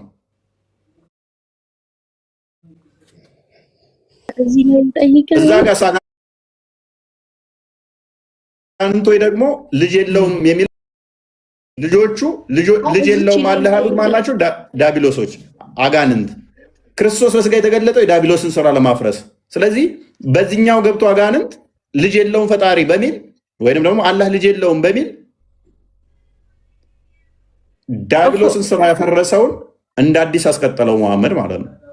ዳሲት ኤኒዌይስ ማንኛው ነበረ ሱረት ዙሩፍ ላይ እናወራ ነው። አንተ ብቻ ነህ እንዴ ዳቆን ወይ መታወሩ? እኛ ማፍታየት እንስጥ እንጂ። ኦኬ ቆይ አንዴ ተቀጥያለሽ። አይዳ ሱረቱ ዙሩፍ 81ኛውን አያ አንዴ ክፈትልን። ዛሬ እናወራበት ስላለ ቅድም ግን እንደ ለማንኛውም የጠየቁት ጥያቄ እኔ ጥቅስ አምጣ ነበር ያልኩ። አንተ ዙሪያ ጥምጥም ሄደ 1 ሰዓት ሙሉ አወራክ። ምንም ያ በደንብ ተማራበታል። በደንብ እንደተማርክ ተስፋ እናደርጋለን። አሁን ኢየሱስ ለአምላክ ልጁ በመሆኑ ከሆነ እኔ ወደ ፕሊስ ተረጋጋና አሁን ሱረቱ ዙሩፍ ላይ ምንድነው ጥያቄ?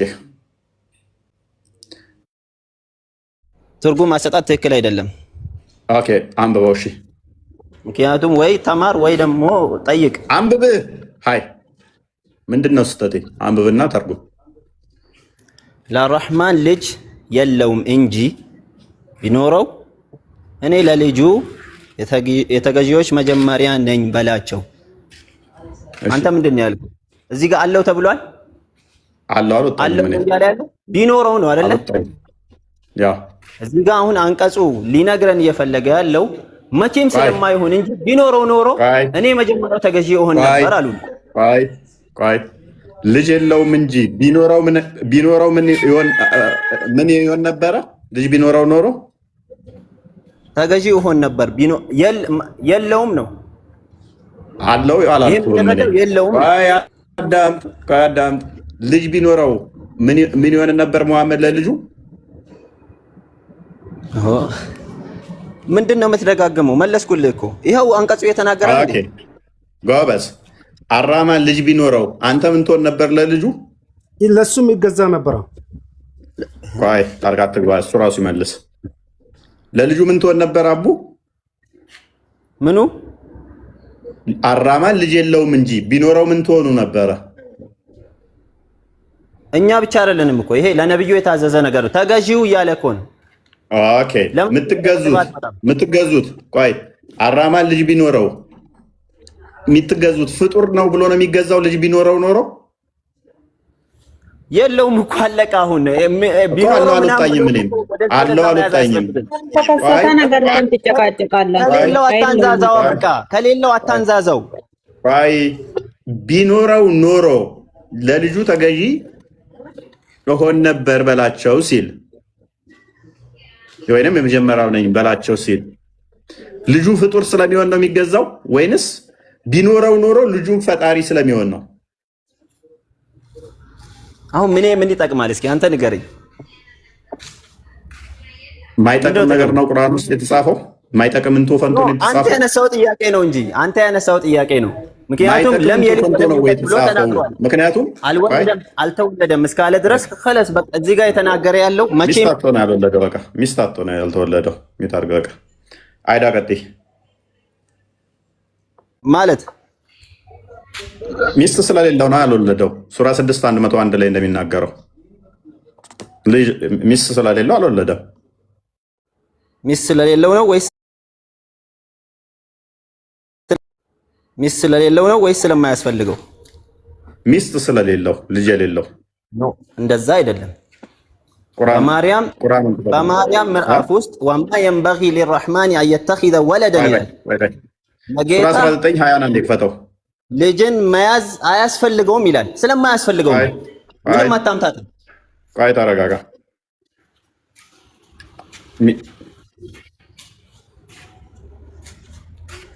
አንብብልኝ እስቲ የነን በጋብቻ ሰው ያልነካኝ ሆኜ አመንዝራም ሳልሆን ለእኔ እንዴት ልጅ ይኖረኛል አለች። እሺ ምንድን? ስለዚህ ምን እያለች ነው? ሜሬም የማርያምን ስለጠቀስከው ነው። ልጅ ያልነካ ባል ሳይኖረኝ ወይም ደግሞ ወንድ ሳይነካኝ ልጅ መውለድ አልችልም እያለች ነው አይደል? አለ ወንድ ፍቃድ ልጅ መውለድ አልችልም እያለች ነበር አይደል?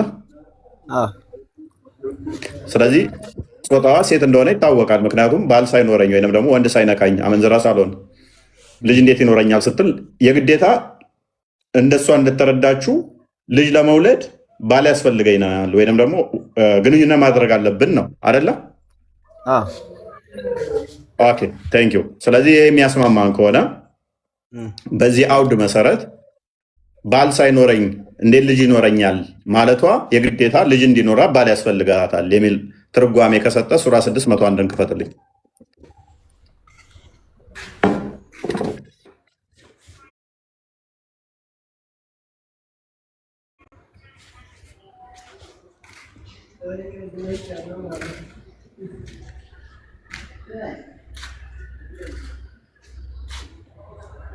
እርሱ ሰማያትን ያለ ቤቴ ፈጣሪ ነው።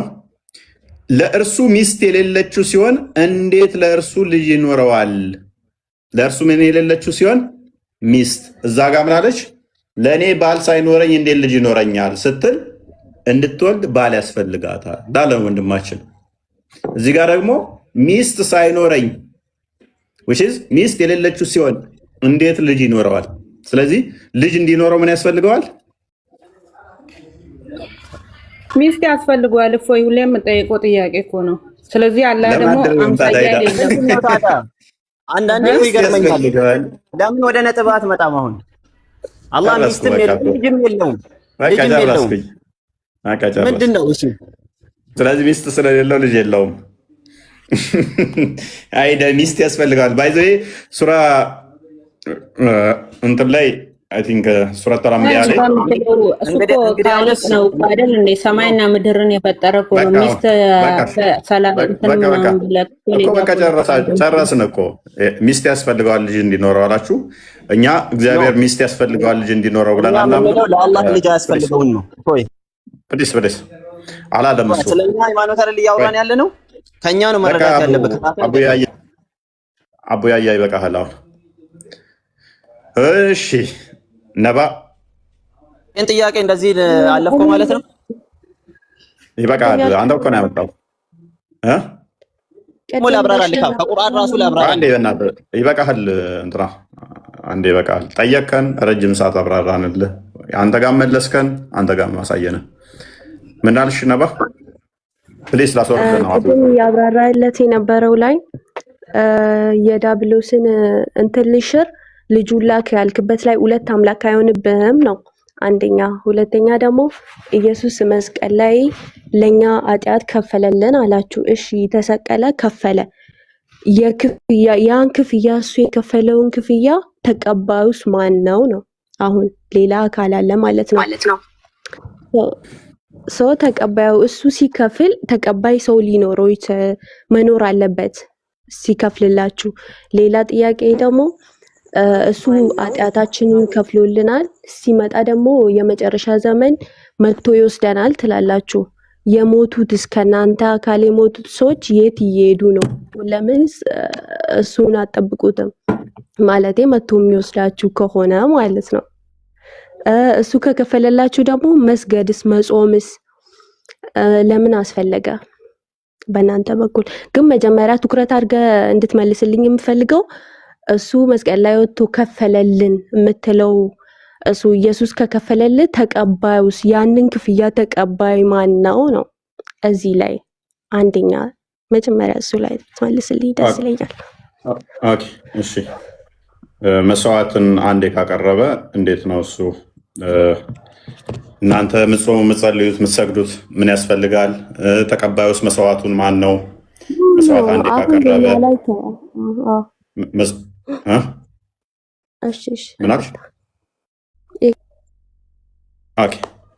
መስዋዕት አቀረበ ሲባል መስዋዕት አቅርቧል። ሊቀ ካህን ሆኖ በስጋ ተገልጧልና ቤዛ ሊሆነን መስዋዕት አቅርቧል። ራሱ መስዋዕት አቅራቢ ራሱ መስዋዕት ተቀባይ ሆኖ ይህንን ፈጽሞታል። ይህንን ራሱን አንድ ጊዜ በመስቀል ላይ ዕብራውያን መልእክቶችን ብታነቢ ግልጽ ያደርገዋል። የዕብራውያን መልእክት ላይ ሐዋርያው ቅዱስ ጳውሎስ በደንብ አድርጎ ዘርዝሮታል ማለት ነው።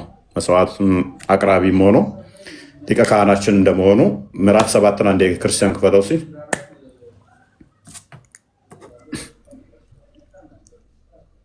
ይሰማል። ክርስቲያን ኦኬ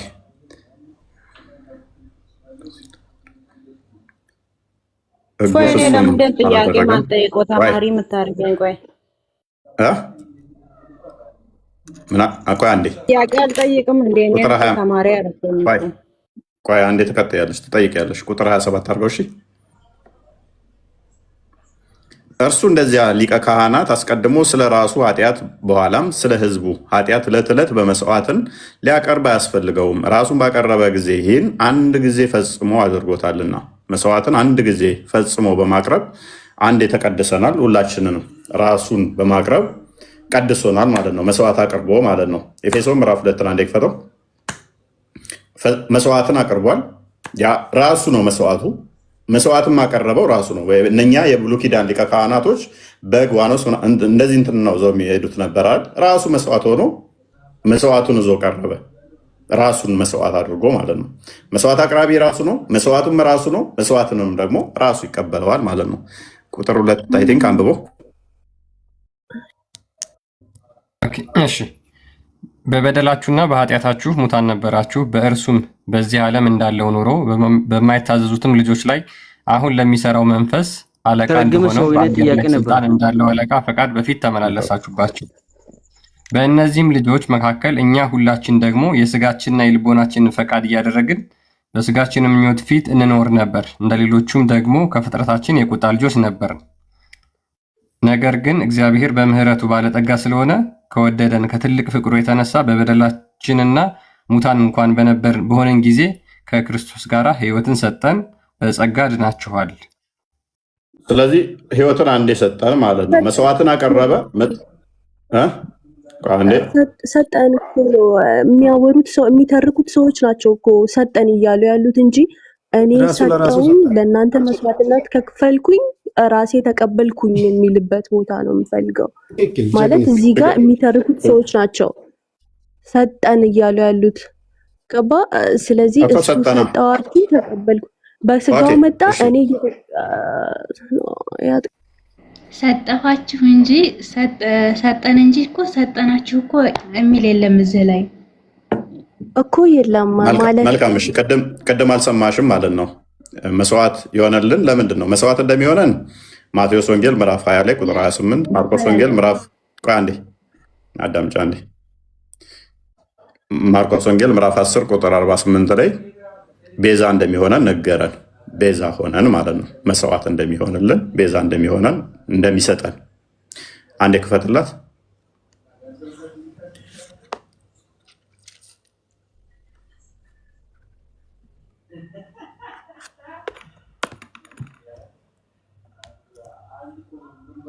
እንዲሁም የሰው ልጅ ሊያገለግል ነፍሱንም ለብዙዎች ቤዛ ሊሰጥ እንጂ እንዲያገለግል አልመጣም ይላል አይደለ?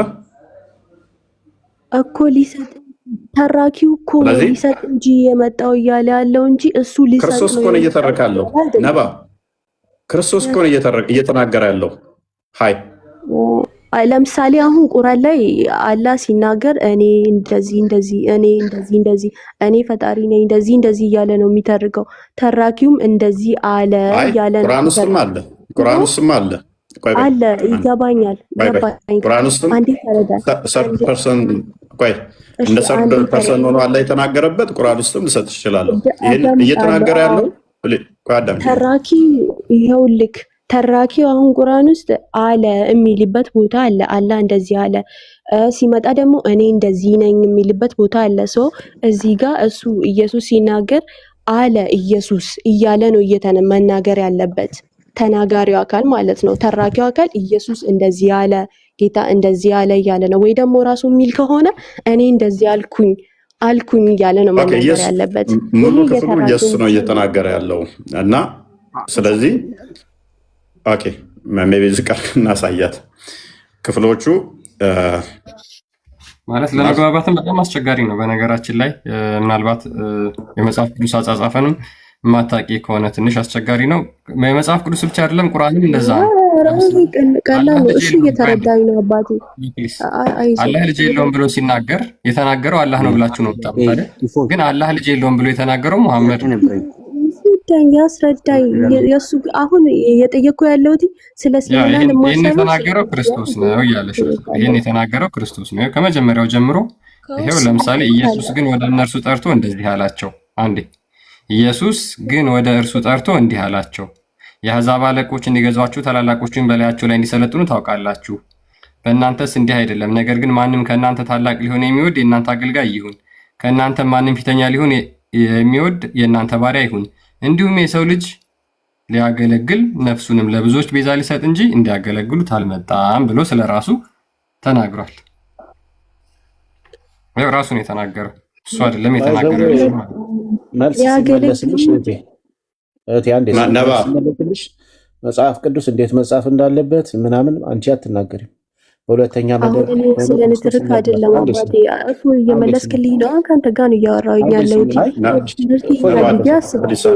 አትደራረቡ። አንዴ አሁን አስቸጋሪ ምንድነው? የመጽሐፍ ቅዱስን አጻጻፍ ወይን አላወቅሽም? ተራኪ ነው አልሽ። ፕሊስ ኦኬ። አሁን ክርስቶስ መናገሩን አመንሽ? አሁንም እኮ እዚህ ጋር መጥቶ ሊያደርግ እንጂ አልመጣም ነው የሚለው። እሺ ተመለሰልኝ። ወደ ሌላኛው ለፍ። እሺ በቃ ገባኝ። ወደ ሌላኛው የመጣው ክርስቶስ ኦኬ። ክርስቶስ የመጣው ለምንድን ነው? መስዋዕትነት ሊያደርግ ነው ያለው። እሺ እሱ መጣ። ተቀባዩን አካል ነው እኔ የፈለግኩት እዚህ ጋር። እሺ ይሄ ይሁን።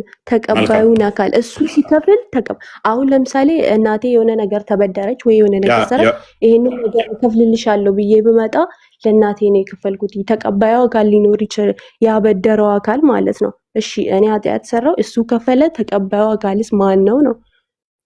እሱን ነው የፈለግኩት። አንደኛ ቅድም አልኩሽ ራሱ መስዋዕት ነው። ራሱ መስዋዕት ነው። መስዋዕት አቅራቢም ነው። አንደኛ ለእግዚአብሔር ራሱን አሳልፎ ቤዛ አደረገ፣ ለእኛ ሰጠን ማለት ነው። እግዚአብሔር ስንል አብ፣ ወልድ፣ መንፈስ ቅዱስን የሚያካትት ነው። ነፍሱን የሚያነሳት በራሱ ስልጣን ስለሆነ የሚያኖራትም በራሱ ስልጣን ነው። ሁለቱ እነማን ናቸው? እሺ እሱ ከፋዩ እሱ ነው። ሁለቱስ? እሺ አብና መንፈስ ቅዱስስ ምንድን ናቸው? የስራ ድርሻቸውስ ምንድን ናቸው? እዚህ ጋር እኮ ሶስት አካል ነው የሚሆነው። እኛ እኮ የምናመልከው አንድ አካል አይደለም፣ ሶስት አካል ብለን እናመልካለን። ሶስት አምላክ ማለት ነው። ጨርሻለሁ። እዚህ ጋር ጨርሻለሁ። ሶስት አምላክ አላልኩሽም? ሶስት አካል ወደ እለፍ በቃ ብሏል። ይሄ ብሏል፣ ተመልሷል። ይሄን ነበር የፈለኩት። ፖለቲካል ስቶሪ ከሆነ ስንት አካል ነው የምታመልከው እንጂ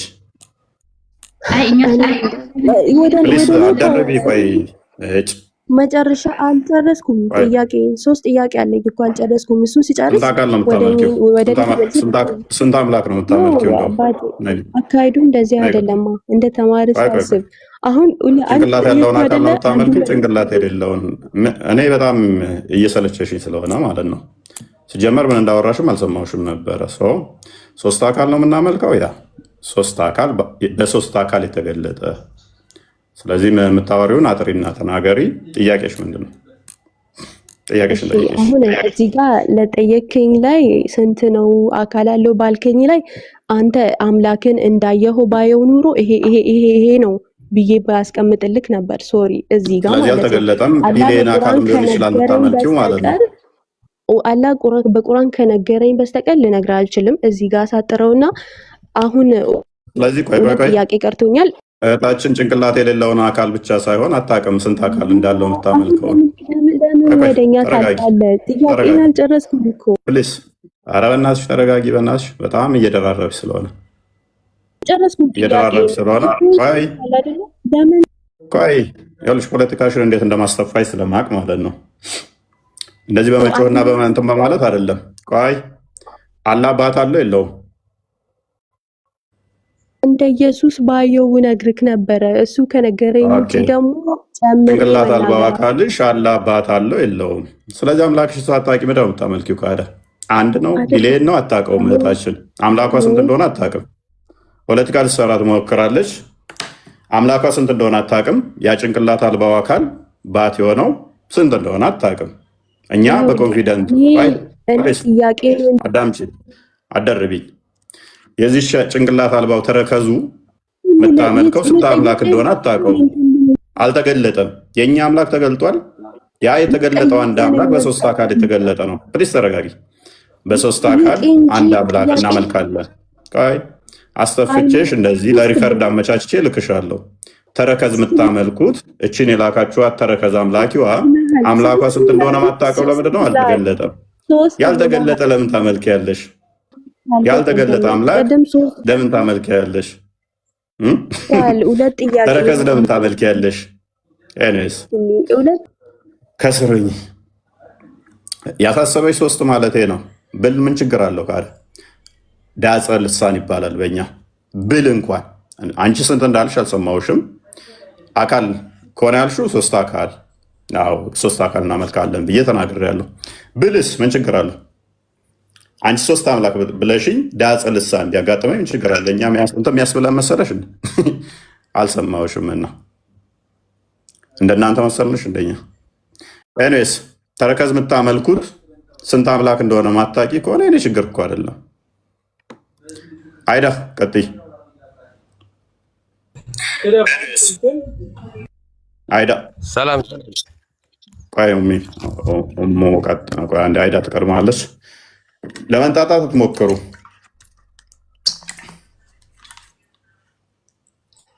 ሙስሊሞች በተቻለ መጠን ጉንጭ አልፋ ክርክር አታድርጉት። አሁን ጉንጭ አልፋ ነገር እያደረጉት በጣም አሰልቺ እያደረጉት ነው እና በተቻለ መጠን ጥያቄያችሁን ቀለል አድርጉት እንዲገባችሁ። እናንተ መረዳት የምትችሉትን ጥያቄ ጠይቁ። አይምሯችሁ እኔ እረዳዋለሁ ይህን ጥያቄ ብጠይቅ፣ የማትረዱትን ነገር ግን ራሳችሁ ጥያቄው ሳይገባችሁ መታችሁ ብጠይቁ ቢመለስላችሁም መልሱን መረዳት ስለማትችሉ ማለት ነው። እናንተ የምትችሉትን ጥያቄው ሳይገባችሁ መታችሁ ብጠይቁ። አይዳ ጥያቄሽን ቀጥይ።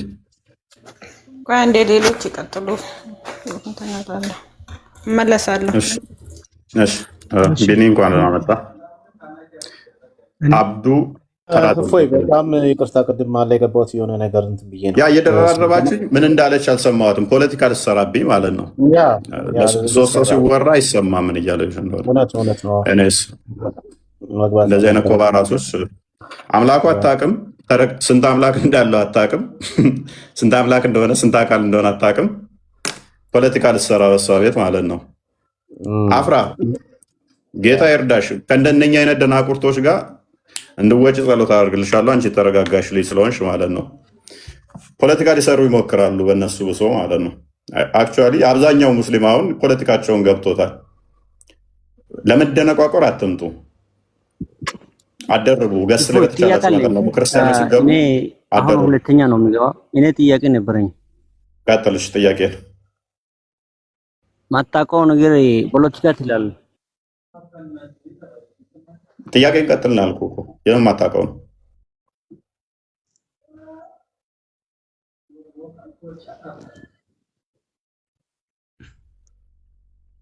ጥያቄ እንቀጥላ። አሊ አፋር እኔ ጥያቄ አለኝ። ቀጥል።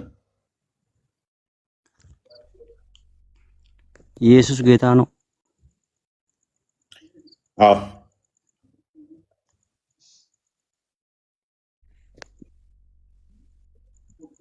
እኮ ኢየሱስ ጌታ ነው ወይ ነው ጥያቄ?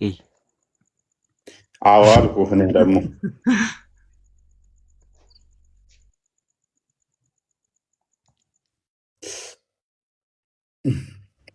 አሊ አይሰማም።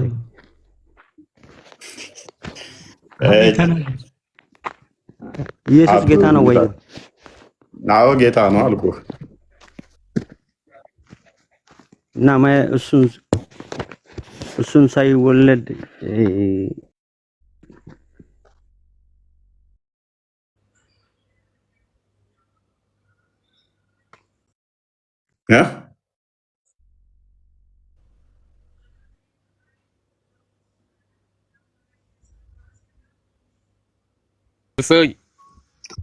እሺ ኡመር ቀጥል። አሁን ጥያቄ አለኝ። ጥያቄ ማለት ነው መልስ መስጠት ትችላለህ? ቀጥል። ጥያቄ ነው። ኢየሱስ ጌታ ነው? የአሊን ጥያቄ ደገመው። አዎ ጌታ አይደለም፣ የአሊን ጥያቄ አይደለም። እኔ ጥያቄ ነው። ኢየሱስ ጌታ ነው ወይ ጌታ አይደለም ነው? እሺ እኔ ጌታ ነው ያለ በቃ መረጃት አለ። አሁን መረጃ አለ። አዎ እሺ ያሳየኝ መረጃ ካለ ማለት ነው። ኢየሱስ ጌታ ነኝ ካለ ጌታ ነው ካለ ጌታ ነኝ ካለ ጌትነቱን ትቀበላለህ? አዎ ይቀበላለሁ፣ ችግር የለም። ጥቅስቱን አሳይና ማለት ነው፣ በትክክል ማለት ነው አሳይና አስረዳ። ስለዚህ ጌታ ነው ካለ ጌትነቱን ትቀበላለህ? ቴክስቱን ማየት ብቻ አንፈልግም። አይደለም በአፍ ሳይሆን ማለት ነው እኮ ቴክስቱን ካየ ጌታ ነው ብለህ ታምናለህ አይደለ? አዎ አሳየው። መልካም ክርስቲያን አሳየው። እሺ እቀበላለሁ ብሏል። እንግዲህ አንዴ እናሳይና ወንጀላችሁ እኮ ዝም ብላችሁ በቃ እንደዚህ ሙስሊም ላይ ሌላ ነገር ታውቃላችሁ። አንብብ ማንበብ አልችልም እኔ አማርኛ ማውራት እንጂ ማንበብ አልችልም። አንብብ። አንተ ምንድን ነው የምትችለው? ጋር ኦሮምኛ ነው የምችለው እኔ። ያው ተከፍቶላል ቁጥር 14 አንብቦ ኦሮምኛ አድርጎ ኦሮምኛ አይቻልም። ያው ፊት ለፊት ተከፍቷል ቁጥር 14 አንብቦ ለክርስቲያን። ኦኬ እናንተ መምህርና ጌታ ትሉኛላችሁ እንዲሁም ነኝና መልካም ትላላችሁ። እንግዲህ እኔ ጌታና መምህር ስሆን እግራችሁን ካጠብኩ እናንተም ደግሞ እርስ በርሳችሁ እግራችሁን ትታጠቡ ዘንድ ይገባችኋል። እሱ እኮ አሁን ያለ ጌታ ነው ጌታ ነኝ አይደለም እኮ ያለ ምን ማለት ነው? ምንድን ነው ያለው? ይኸው አንብባ በደንብ ማለት ነው። አንተ ቆይ ማንበብ አልትችልም? ቆይ ምንድን ነው ነገሩ? ይኸው ጌታ እና መምህር ነኝ እያለ ነው። መምህር ነኝ ያለ እንጂ ጌታ ነኝ እኔ አላልኩም። እሱ ይሄ ጌታ ይላል ይታያል። እሺ ይሄ ምን ይላል? እሺ ጌታ ነኝ። ይሄ ጌታ ይላል አይደለም? አዎ ጌታ ነኝ ይላል። እና እኔ ጌታ ነኝ ያለ እሱ ዝም ብለህ ትስቃ አንተ። ቆይ ምንም እኮ አትችልም አንተ ማለት ነው። ይፎይ ዝም ብለህ ታወራለህ እንጂ አንተ ምንም የምትችል ነገር የለም። ባለፈው አይተናል። ማነው ስምህ? እስኪ አንዴ ተረጋጋና። እንግዲህ እኔ ጌታና መምህር ስሆን እያለ ነው። ምንድነው ኢየሱስ እዚህ ጋር? እሺ ጌታ እና መምህር ስሆን ማለት ምን ማለት ነው? ሲሆን እኮ እኔ መምህር ሲሆን እሺ ጌታ ነኝ እኔ ስምር ነው። እሺ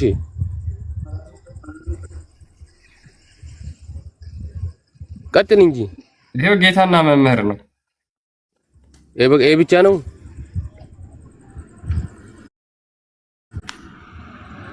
እና ስንት አይነት ማለት አንተ ምን አይነት ነው የፈለከው? እኔ ጌታ ነኝ እኔን አሁን አንብብ። ጌታ ሚል ስጡኝ ነው ያልከው። ጌታ ይላል አይልም? እኮ ጌታ አይልም እንደዛ አይልም።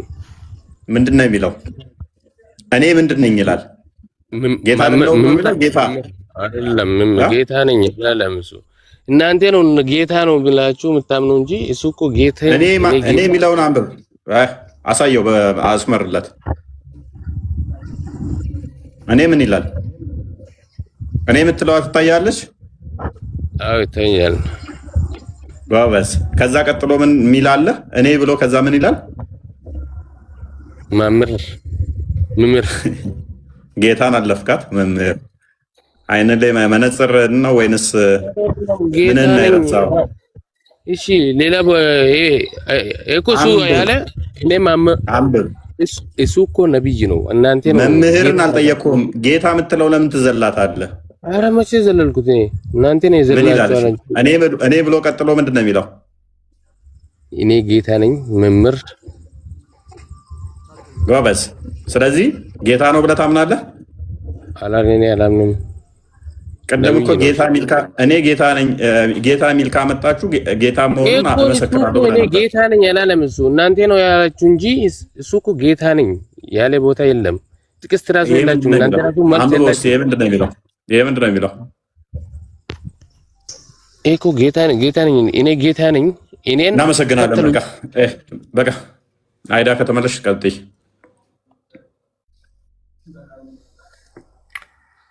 አውዱ ቀጥል።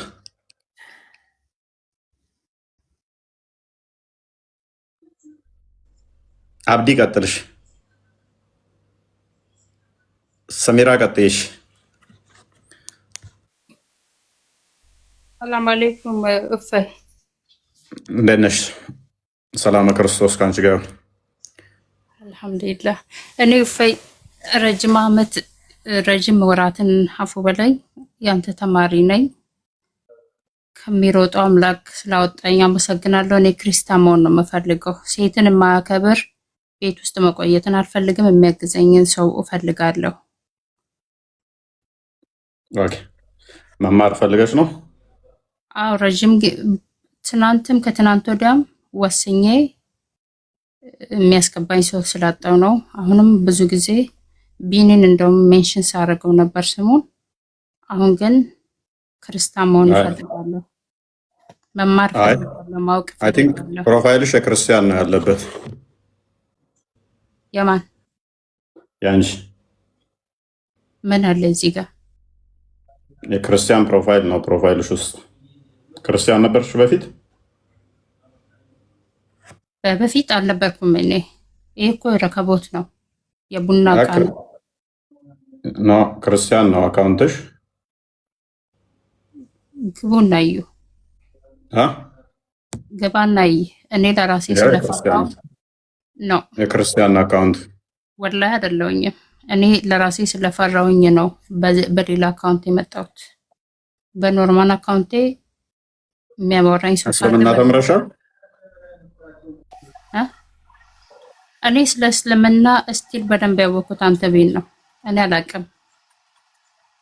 አካውንትሽ የሙስሊም ስላልሆነ ትምህርት ከሆነ በውስጥ አናግሪ። አካውንትሽ ሙስሊም ስላልሆነ ማለት ነው። እሺ፣ ማን ያወራኛል? በውስጥ ጻፊልኝ። እኔን አውሪኝ። እሺ ሰሚራ፣ አሁን ስታደርጊ ደጋግመሽ ነው ያስገባሁሽ እና አላወኩም። እሺ ቢኒ ፎሎ አድርጌያለሁ። አውራኝ። በኖርማል አካውንቴ ነው የማወራው። እዚህ ጋር ለራሴ ስለፈራው አረብ ሀገር ስላለው ነው በዚህ መጣው። እንደዛ ከሆነ በውስጥ አውሪው፣ ምክንያቱም አካውንትሽ የክርስቲያን ነው። ቢኒ ፎሎ መልስልኝ፣ አወራለሁ። እሺ መልሻለሁ። እሺ አመሰግናለሁ። አስወጣኝ። መልካም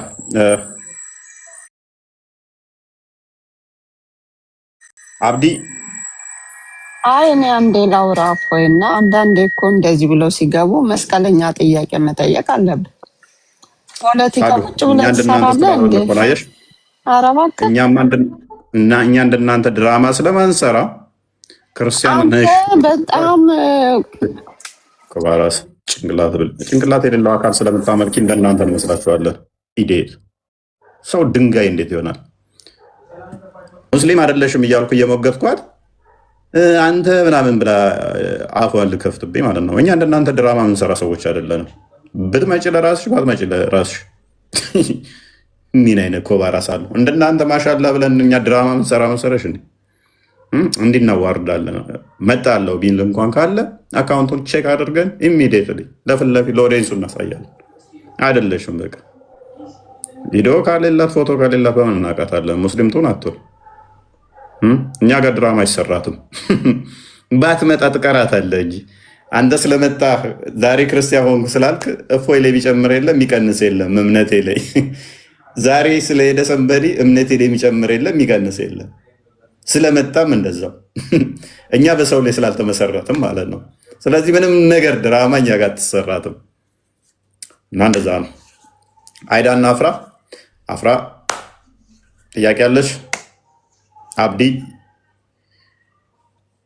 አክቹዋሊ ቢኒ ነው ጥፋተኛው። ቢኒ ነው ያስገባው። እኛ ቼክ አድርገን ነው እያንዳንዷ የምናስገባው። ሙስሊም ያልሆነ የሚያጠራጥር ከሆነ እንኳን ገሳ አናስገባም። አይደለም ሙስሊም ካልሆነ አካውንቱ እንኳን አነስተኛ ከሆነ አናስገባ። ፖለቲካ እኛ ጋር አሰሯትም። ቢኒ ሞዴሬተር ይነሳበታል ከነገ ጀምሮ። እንትን እኮ ነው ደጋግሞ ስህተት የሚሰራ ሜንሽን ስታደርገኝ ሙስሊም ስለመሰለችኝ ነው ያስገባት እንጂ እኔ ክርስቲያን መሆኗን አላውቅም። ሰሚራ ነው የሚለው ስሟ። ጥያቄ ካላት ብዬ ያስገባት። አጣራ።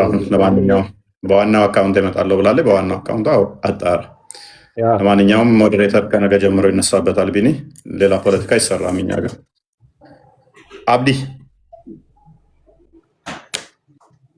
አብዲካ አሰሯትም እኛ ጋር ማለት ነው። አፍራ ጥያቄ አለሽ? አይ እኔ የለኝም ጥያቄ። ከመምህር ተገናኘሽ? አይ አልመለሰልኝም፣ ቴክስት ጋር ነው። እሺ ኦኬ፣ እነግርልሻለሁ። እሺ ችግር የለም። አይዳ አብዲካ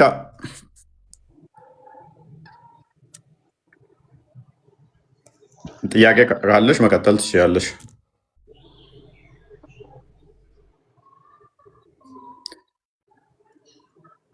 ሎክድ የሆኑ እንደዚህ አካውንቶችም አታስገባ ቢኒ። ኢቨን አብዲካን አንተ ነው ያስገባው። እንደውም አሁኑ ነው የሚነሳበት። የሙስሊም ስም እያየው ከታች የጨረሱት ዝም ያሉትን እያወሩ ችግር የለውም። አንተ ሞዴሬተር አያስፈልግህም። አያስፈልግህም። መቼ ነው አንስቼብህ ነበር? መቼ ሰጥቼህ ነው?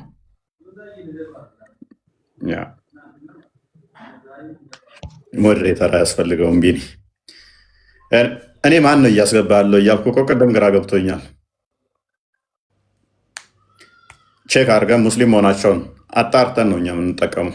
ለዛ ነው እኛ ጋር ዝም ብለህ ፖለቲካ የምትሰራበት ቤት አይደለም። ገስት መተህ የምትቀመጥበትም ስላልሆነ ማለት ነው። አይዳ ጥያቄሽን መጠየቅ ትችላለች። ሰዓት ሄደብን፣ ደክሞኛል። ሌላ ሜቢ ከሌለች ወይ ነገ መታ መጠየቅ ትችላለች። ወይ መጨረስ እንችላለን። ያ እንጨርስ በቃ። አብዛኛውን ነገር ስለተናገርከው ያው ተመሳሳይ ጥያቄ ይዘው ስለሚመጡ እርግጠኛ ነኝ ከምጠይቀው ውስጥ አድምጠዋለች ብዬ ተስፋ አደርጋለሁ። በሚለው ለዛሬ ብቃንና አንድ ሰዎች 7 ሰዓት ሊሆን ነው። ጥሩ ተማምረናል ብዬ ተስፋ አደርጋለሁ። አላህ የአረፋ ዕለት ይመጣል ብለው ያምናሉ። የት ነው የሚመጣው? እንዴት ነው የሚመጣው? የሚታወቅ ነገር የለም። ስለዚህ አላህን ሲያውቁት ይንገሩን። አላህን ሳያውቁት ዝም ብለው እያመለኩ እኛ ጋር ይመጡና ሊፈላሰፉ ይሞክራሉ ማለት ነው። ይሄና እንደዚህ አላህ ስንት አካል ነው ያለው? አያውቁም። አላህ ስንት አካል ያለው እንደሚያመልኩ ማያውቁ አካላት ስንት ነው የምታመልከው? ስንት አካል ነው የምታመልከው? ስንት ነው የምታመልከው ይለዋል። ቀላል ነው። አላህ እግሩ አምላክ ነው አይደለም? ይመለካል። አምላክ የሚል ማይዘው መመለክ ማለት ነው። ይመለክ ባህሪ የሚገልጽ ነው። ኦኬ፣ የሚመለክ ከሆነ እግሩ ይመለካል። ኦልራይት። እጁ ይመለካል። ኦልራይት። ጣቱ ይመለካል። ኦኬ። ስንት ነገር ነው የምታመልኩት? ኦኬ፣ እግሩ እዛ ጋ 1፣ እጁ እዛ ጋ 2፣ ፊቱ እዛ ጋ ስንት አምላክ ነው የምታመልኩት? እኛ ወልድ የአብ ቃሉ ነው ብለን እናምናለን። የአብ እጁ ነው ብለን እናምናለን። የአብ ክንዱ ነው ብለን እናምናለን። ስለዚህ የአብ ክንዱን የአብ እጁን ወልድ ብለን እናምናለን። የባህሪ ሕይወቱን መንፈስ ቅዱስ ብለን እናምናለን። ከዛ አንጻር ነው እኛ አካልን 3 ስንል እና ደህና ደሩ። በቃ ውጡ።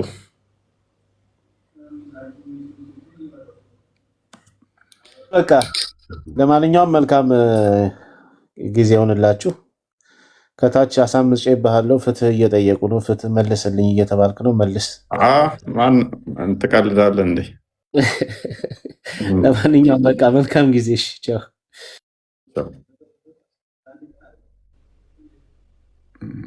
ቤታችንንማ ዊ ኖው ሃው ቱ ማኔጅ ፖለቲካ እንመቻቻቸው።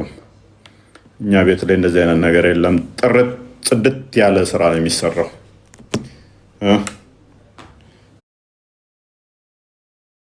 ዝም ብለህ እንትን የምትልበት አይደለም ሙስሊሞች እና እንደዛ ነው።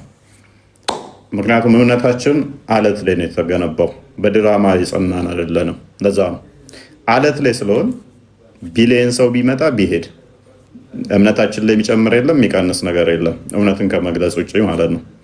የሚረብሸን አለንም። ልክ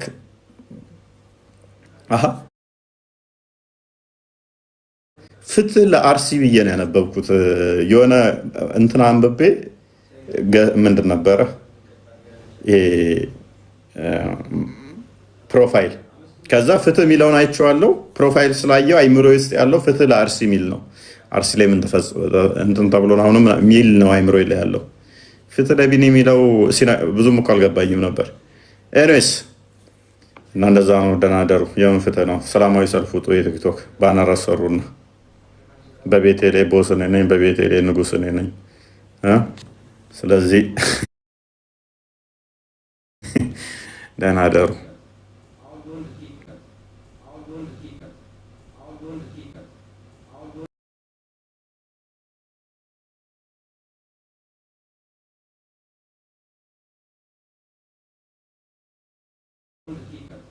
I'll go into Kika.